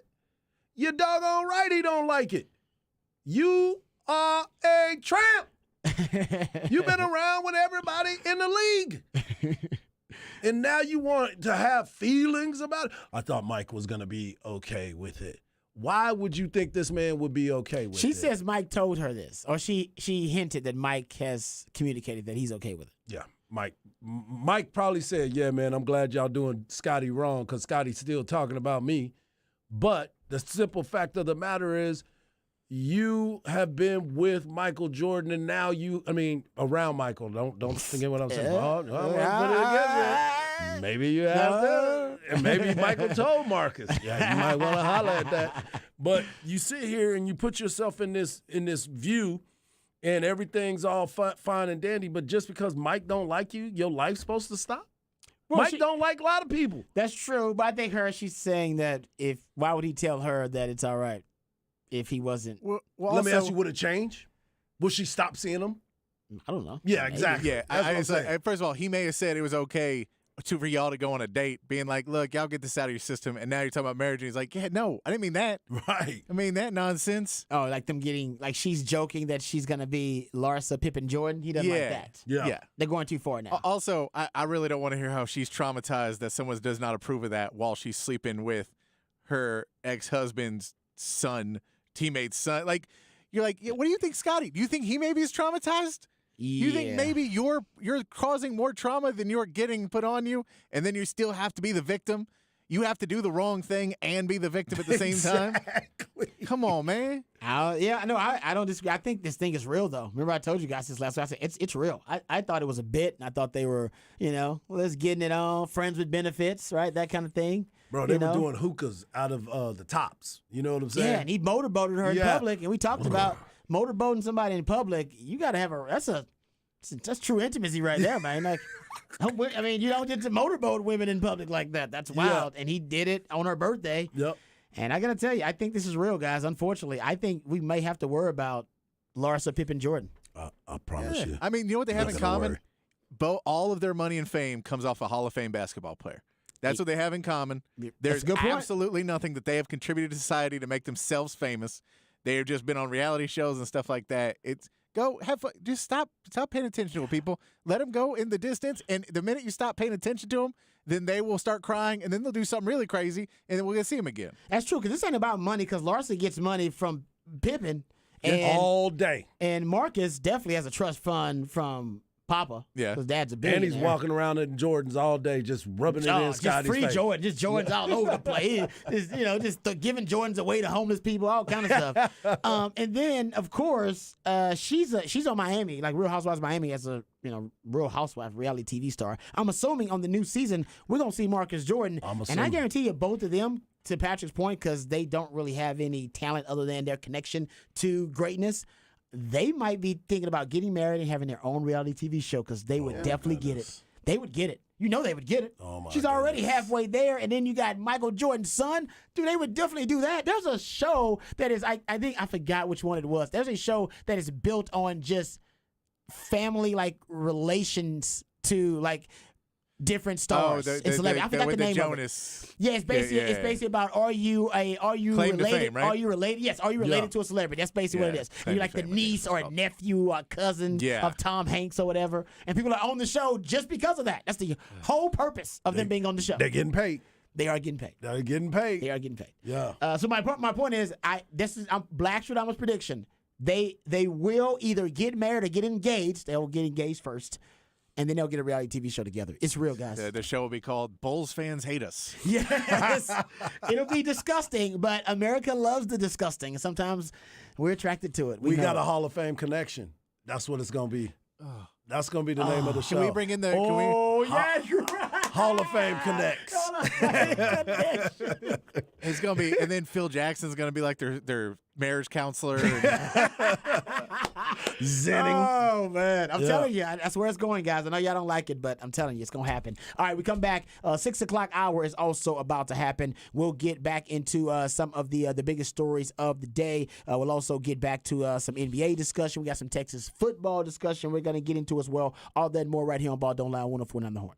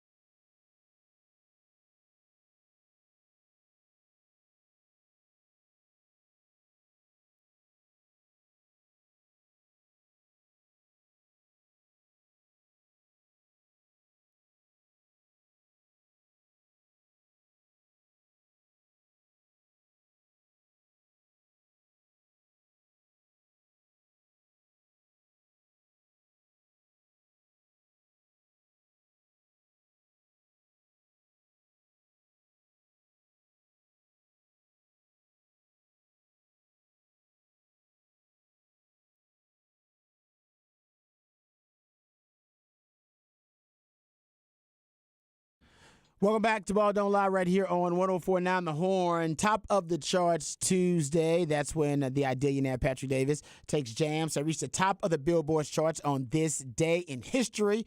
A little TLC for you. Well done. I like that. Don't go chasing waterfalls.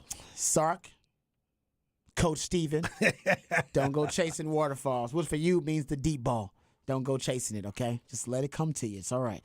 Stick to the rivers and lakes that you're used to. Thanks, my man. We know the 3 little letters that it ended his day. INT. Well done. I like that. All right, my man Patrick, always keeping us on our toes. Appreciate him for the musically themed days of the week. 512-337-3776. We appreciate you as well on the Specs text line. Hit us up there as well. We'll play the rest of that Sark sound, the rest of the CDC sound. CDC, Chris Del Conte was on with Bobby Burton of Inside Texas. It's a really good interview. Go check it out for yourself. We had some snippets that we played earlier in the show. We'll play a couple of more that we didn't get to about culture and about realignment that you can go hear the entire thing for yourself over at Inside Texas. But we'll get to that a little bit later on and talk some Texas sports, Texas football specifically.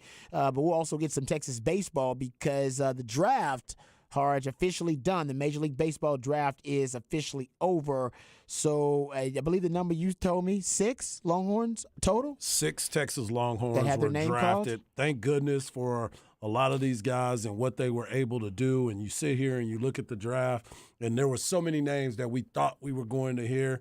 But one name we did not hear in this draft was LeBaron Johnson. Didn't happen, huh? Did not have LeBaron Johnson. So the draft started for the Texas Longhorns in the 4th round with Dylan Campbell being drafted by the Los Angeles Dodgers. In the 6th round, Lucas Gordon was drafted by the Chicago White Sox. In the 12th round, Travis Staley was drafted by the Washington Nationals. Zane Morehouse in the 14th round by the Cleveland Guardians. Garrett Gilmette went in the 15th round to your Houston Astros. And Tanner Witt rounded it out in the 18th round. Tanner Witt went to the Baltimore Orioles. This is with the 6 Major League draft selections, and I get this part from Kevin Rodriguez over at the University of Texas. 6 players were drafted in the Major League draft. At least one Texas Longhorn player has been drafted in every year in the Major League draft. So as soon as the Major League draft started, a Texas Longhorn player has been drafted. That's crazy. Yeah. That's pretty wild. That's a cool stat. It's a really cool stat. So congrats to all the Longhorns who did hear their name called in the Major League Baseball draft. How many of these guys that have a decision to make, obviously some of them moving on to the next level, but guys like Dylan Campbell who will have a decision to make, Tanner Witt also decision to make, some of these guys. How likely is it, do you think, that Texas will get back? How many of these guys do you think they'll get back? You know, I like to wager every once in a while. Okay. But pending on the financial slot, how much money they are willing to pay these guys. Some guys may not they may be done with school.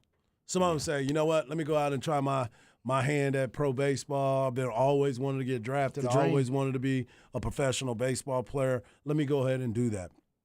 But Dylan Campbell and Lucas Gordon are the 2 that I would think would be gone.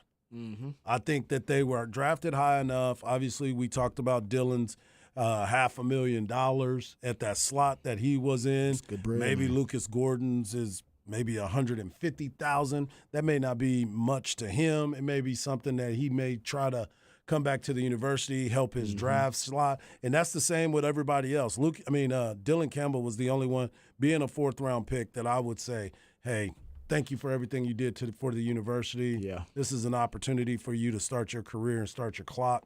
Go ahead and chase that dream, man. Okay. Yeah. So that's a good point too. And I think he was at almost 500,000. Yep. That's good money. That's a good chunk right there. It's a good chunk of change right there. So congrats to all those guys, man. And we'll have some updates, of course, if we hear anything. But yeah, LeBaron Johnson not having his name called, it's bad news for him. That's good news for the new Texas pitching coach. Yes, it is. Which is also David the Pierce. Texas manager. Yeah, David Pierce. Yeah. He's his own pitching David coach. Pierce. There you go. Yeah. All right, let's talk some Texas sport before we get into the sound of CDC. Little question here, gentlemen, about Texas football because I mean, I could just get into another article about how high everyone is on Texas football, but I mean, it just goes without saying. We know now the Big 12 media poll has Texas finishing first. I had another 247 Sports article that was doing predictions for the Big 12 season, and they did it based on a collective survey of different beat writers they have from all around the Big 12. I think it was 20 different guys, and they had Quinn Ewers winning Player of the Year, Quinn Ewers winning Offensive Player of the Year. They had Texas finishing first in the conference and winning the conference. So it seems like every time you read some synopsis, breakdown, preview of the Big 12, pretty much it's talking about how good Texas should be. So here's the thought experiment, the hypothetical.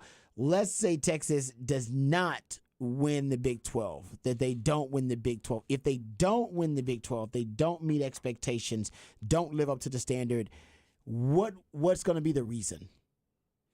If Texas does not win the Big 12, if Texas does not win the Big 12, what's the reason? I when we look back. I believe that it would have to be. We talked about this before. I think it would be the sideline with the coaching. It's coaching. Coach Sark. I'm gonna give him Coach Sark. Coach Sark. I'm giving him Coach Sark. If they don't do it, it's Coach Steven. It's Coach Steven. It's Coach Steven if he's that underachieving. And I still believe that this is the year that everyone will stand up and say, "Oh my goodness, look at what Quinn Ewers has done." Okay, this is the Quinn Ewers year. Because if you look at this is the breakout every year. position, every skill position, you got an opportunity to get a ball to a player that can make you look really, really good.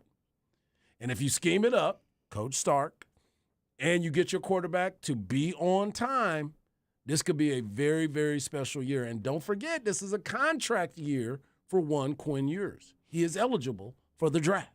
Yep. Stay sharp. I agree with you. So that would be my thought process. Sideline and the quarterback play. And I know everybody's going to talk about we got Malik, we got this, we got that. They do. I get it. They technically I get do. it. Yeah. But the coach on the sideline has to make that call. And there were times where we thought he should have made the call last year, and he did not. Oklahoma State. Yeah. It's probably the most obvious one. Yes. Yeah. And now he's did that man in the mirror, probably went back and reviewed some of those things, saw how the missed opportunities were. And I think he's going to be ready to go as well, getting his quarterback back lined up, dialed in. Yeah, quarterback shouldn't be the reason you underachieve. I know that, that could be because if Quinn Ewers is not as developed as we all anticipate, and he doesn't remedy some of the issues he had in this offseason, yeah, he could regress. But that's why people are saying you got the best quarterback room in the country. Mm-hmm. People are saying you got the deepest quarterback room in the country. The reason they're saying it is because they believe you got two starting quarterbacks in your first and second string QB. Which is very fair. So, yeah, honestly, I'm going to say they underachieve. It shouldn't be quarterback. Even if your starter underachieves, it'll go back, like you said, to Sark, as Sark being stubborn and maybe doesn't want to pull his star quarterback, Quinn Ewers, for whatever reason. If that's the case, and even if it's injury, and I'm not on wood because we hope nobody gets injured seriously at any position, but if that does happen at QB, you do have a really good insurance policy, one of the best insurance policies in the country. So, that could be an excuse. Definitely, if you end up, the quarterback position ends up imploding for one reason or another. But that's why you stockpiled it with so much talent. So, once again, it kind of goes back to the coach, in my opinion. Yeah. I do think. Now, there's some other things. The defense, for me, if the defense is going to have an issue, specifically, it would probably be it's going to end up being field corner and linebacker opposite Jalen Ford, whoever that is, and defensive end opposite Barron Surreal. I think you got three problem positions potentially. Potentially. Okay, I'll go with that. You got three potential problem positions on defense. Field corner, off-ball linebacker opposite Jalen Ford, and defensive end spot opposite Barron Surreal. Now, you could end up using Anthony Hill in the DeMarvion Overshown role like you did last year and come off the edge a little bit. He comes off of the edge a little bit. and then maybe you can kind of remedy some of your question marks or uncertainty you have on the edge.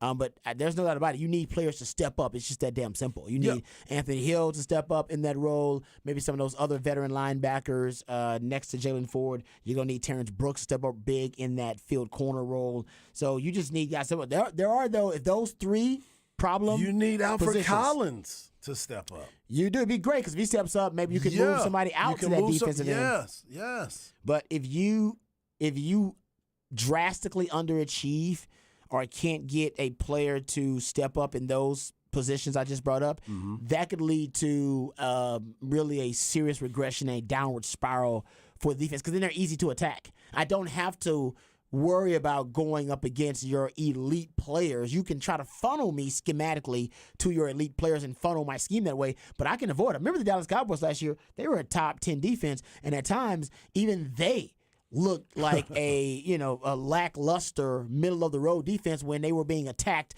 at the cornerback spot opposite Trevon Diggs and when teams were running right up the gut when Jonathan Hankins was out. Right. Because no matter how good your defense is, you don't have 11 elite players. There's one or two guys there. They're just jacks. Yeah, everybody They're else just jabronis. You're just jabronis. If I can find the 2-3 jabronis on your now, Georgia ain't got none. But most teams got one or two jabronis on that defense. If I can find the one or two, I'm just going after them. I'm gonna pull that thread to the whole damn sweater unravels, and that could be the Texas defense. It could unravel with the right offensive mind trying to exploit it at those specific key spots. Yeah.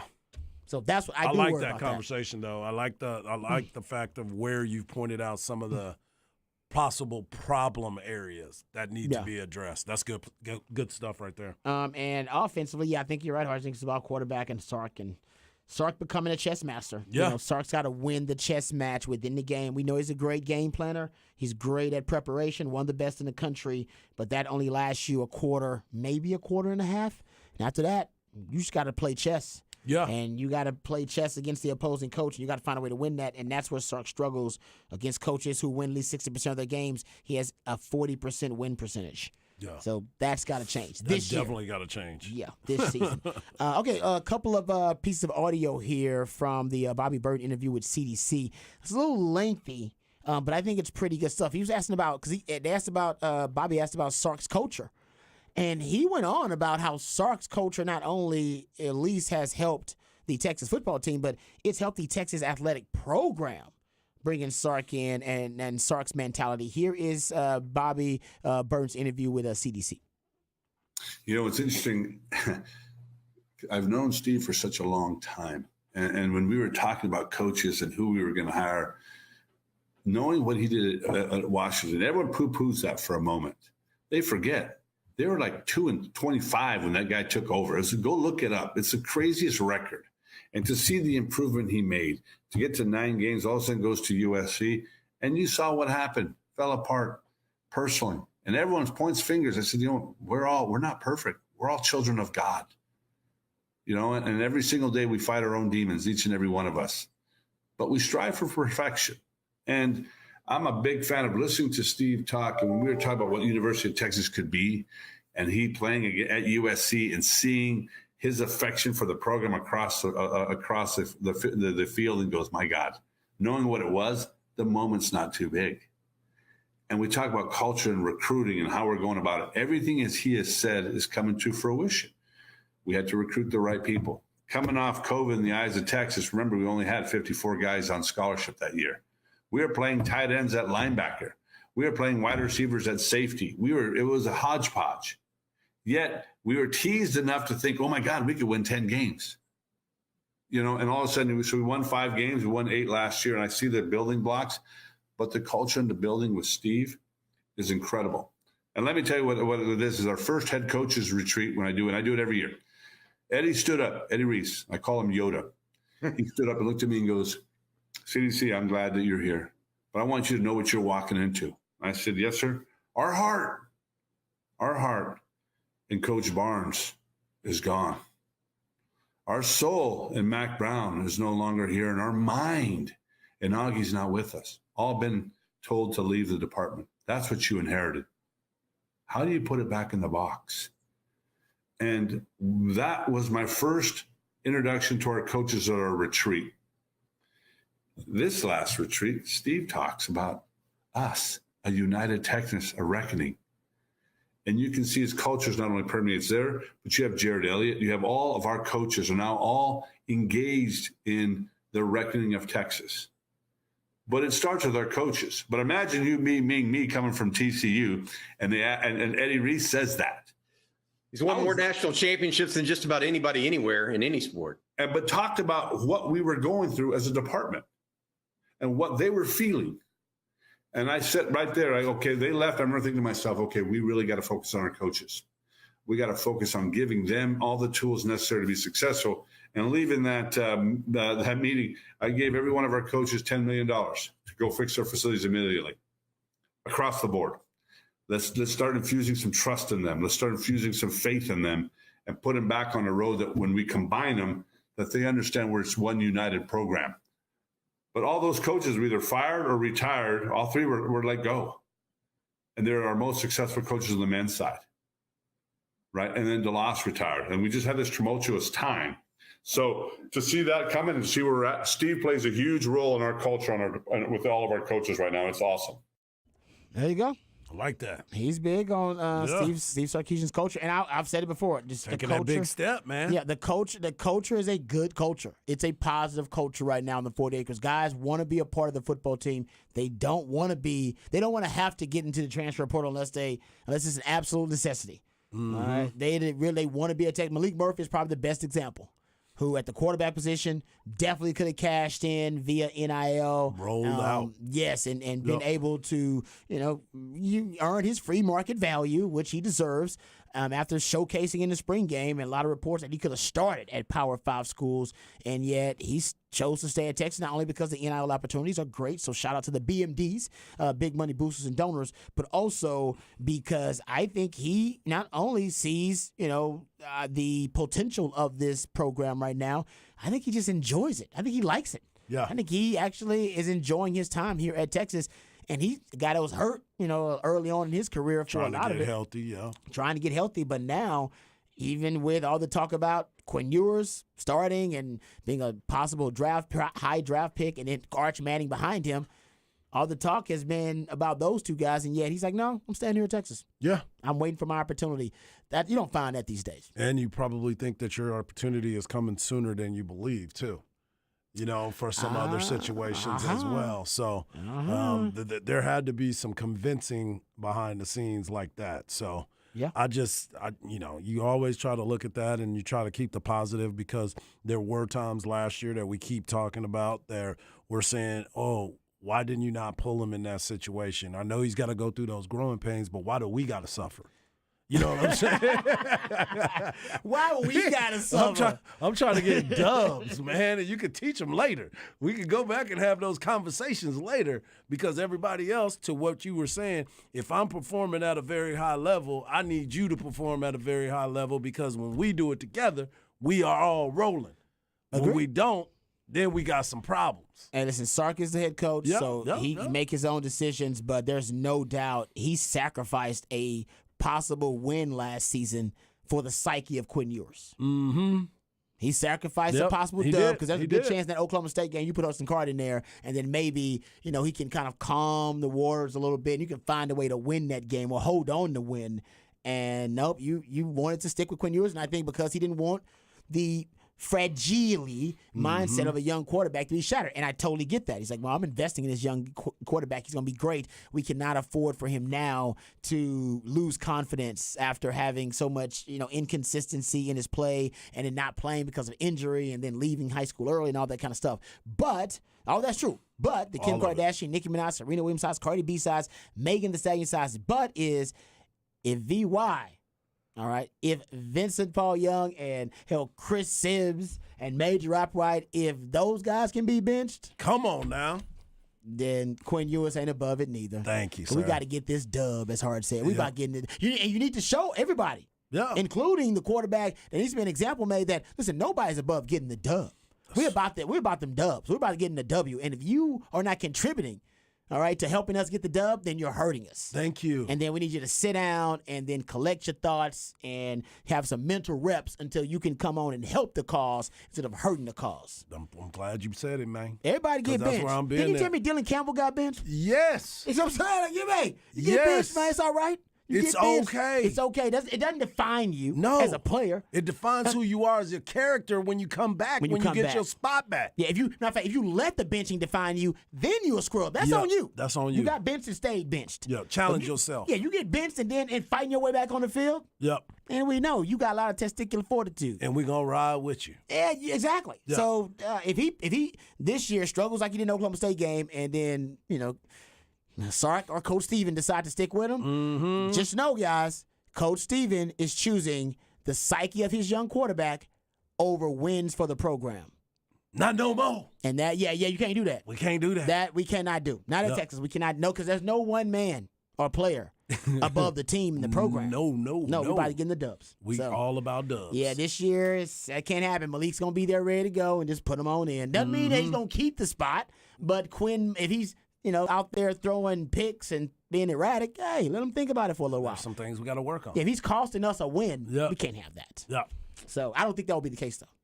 I'm with you on that. Yeah, I think he's gonna actually look really good. Let's see, how can he not Thank with you. all those weapons? Man, that's my point.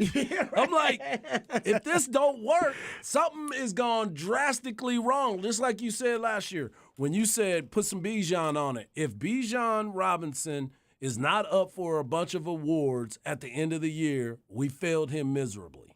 And I think we did. Because he wasn't up for a bunch. He was up for some, but not a bunch. He should have been up should for have more. been the Heisman. He should have been a finalist for the Heisman. He should have been wasn't. the final. Yeah, He wasn't. I'm with you. Okay, let's talk about Dak Prescott on the other side, gentlemen, because Dak Prescott says because of Father Time, he is starting to feel the pressure of getting a playoff win. I have some stats for you Dak heads out there and also for you Rumblesexuals out there. We'll discuss that on the other side right here on Ball Don't Lie, 104.9 The Horn.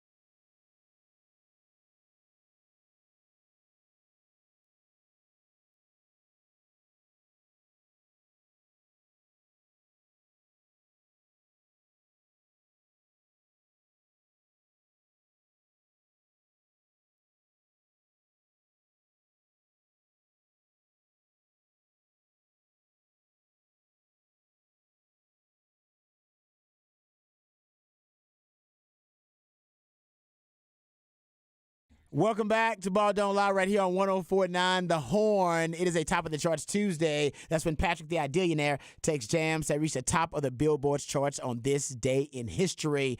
And that's the reason for a Top of the Charts Tuesday. All right, I said you should be able to feel the vibe from certain songs to know what decade they came from. You should be able to know. You should be able to feel the decade. So I feel this is... It might be on the cusp, too, one of these.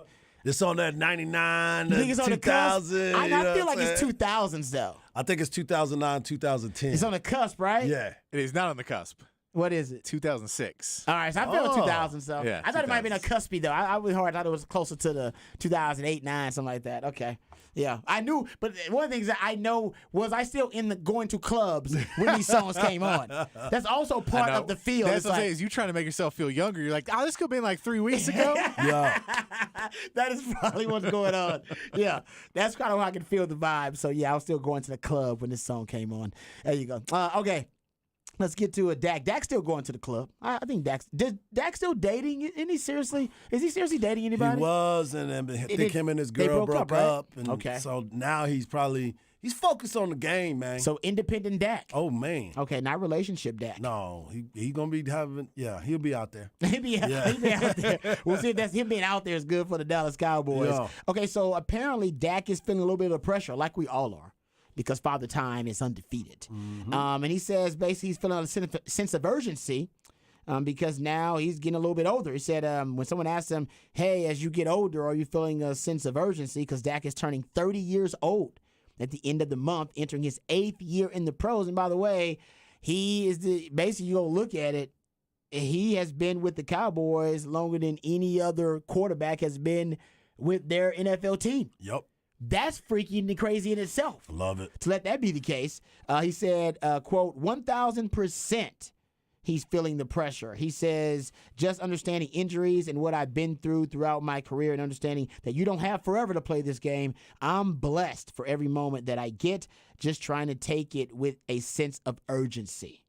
Sense of urgency. Yeah. As I said before, he also went on to say, I've always felt older, I guess. He says, knowing that I am the old guy going into year 8, seeing some of the young guys, some of the rookies, and seeing the difference in 8 years, it's fun and challenging at times, knowing that I stay connected and stay in the now with what's cool and whatnot.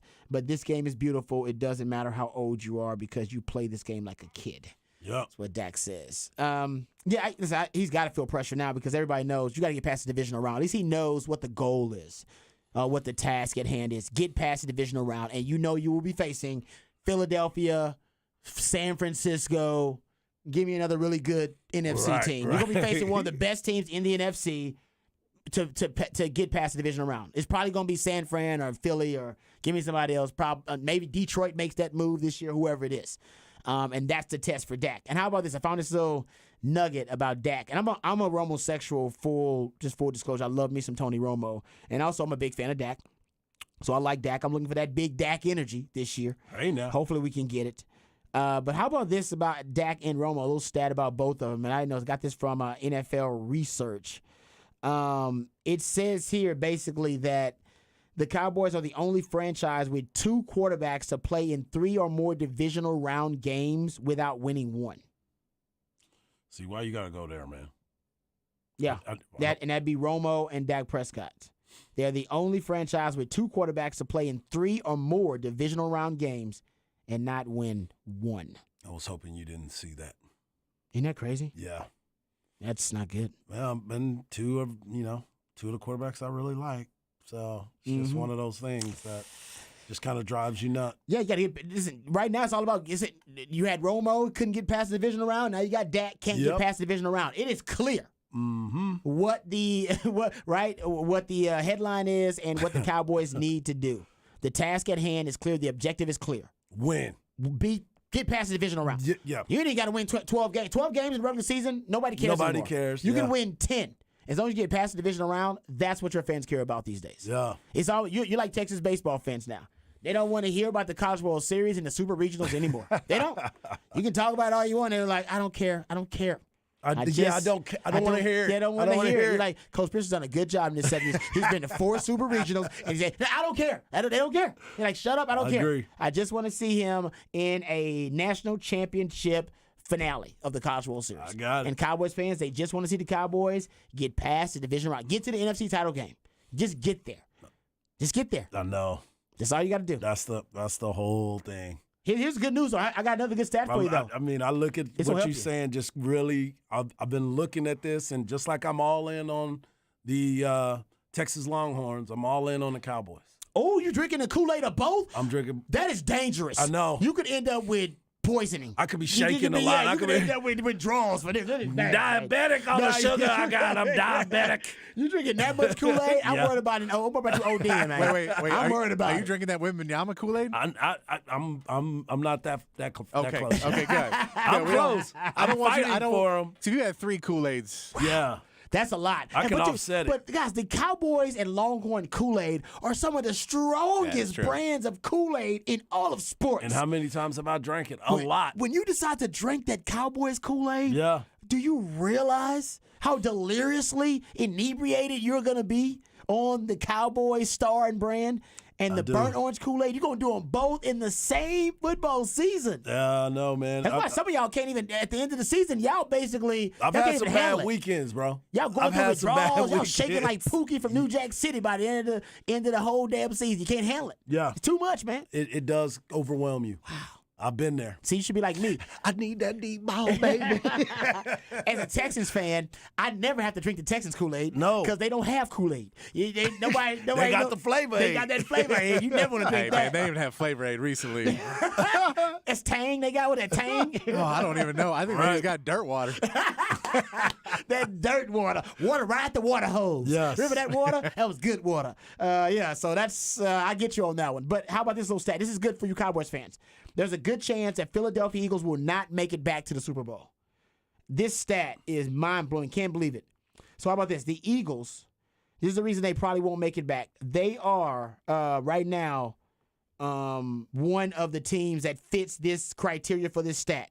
So since 1974, that was the last time an NFC team that lost the Super Bowl returned to the Super Bowl.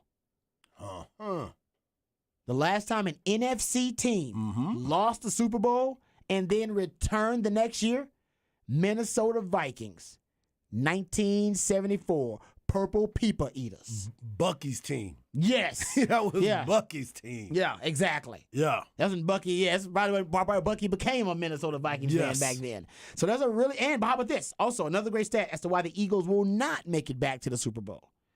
The Eagles are the 6th team to make the Super Bowl and lose both coordinators in that ensuing offseason.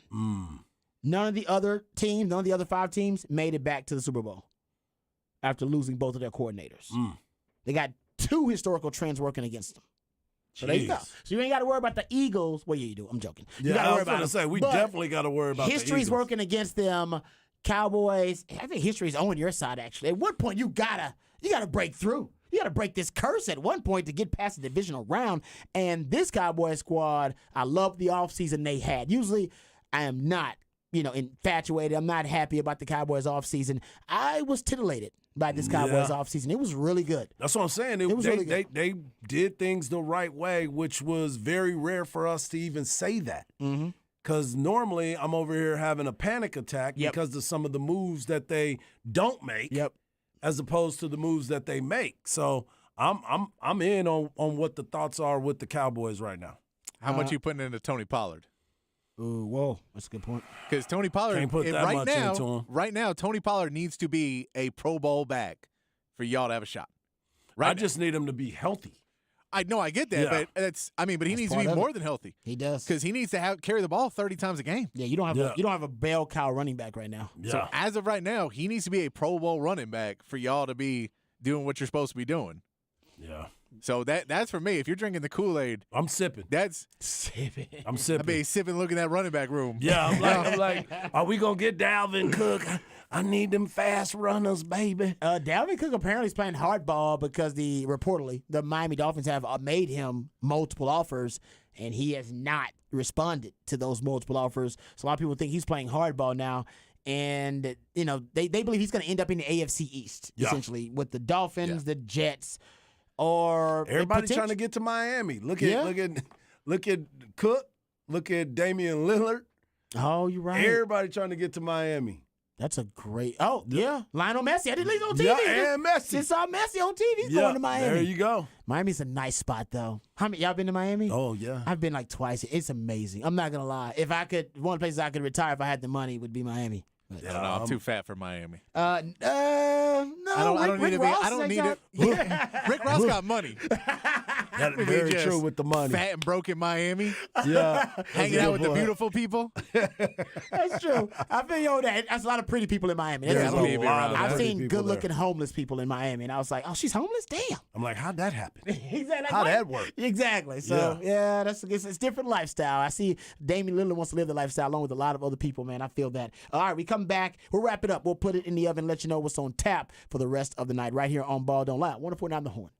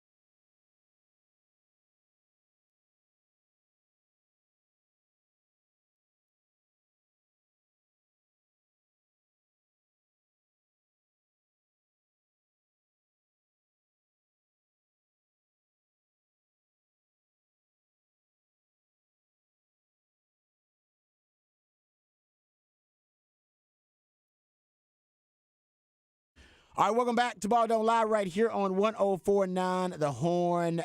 We appreciate all you guys on the Specs text line. Don't think we don't, because obviously best part of this job is getting to know you guys, Specs text line, getting all your participation on the Specs text line.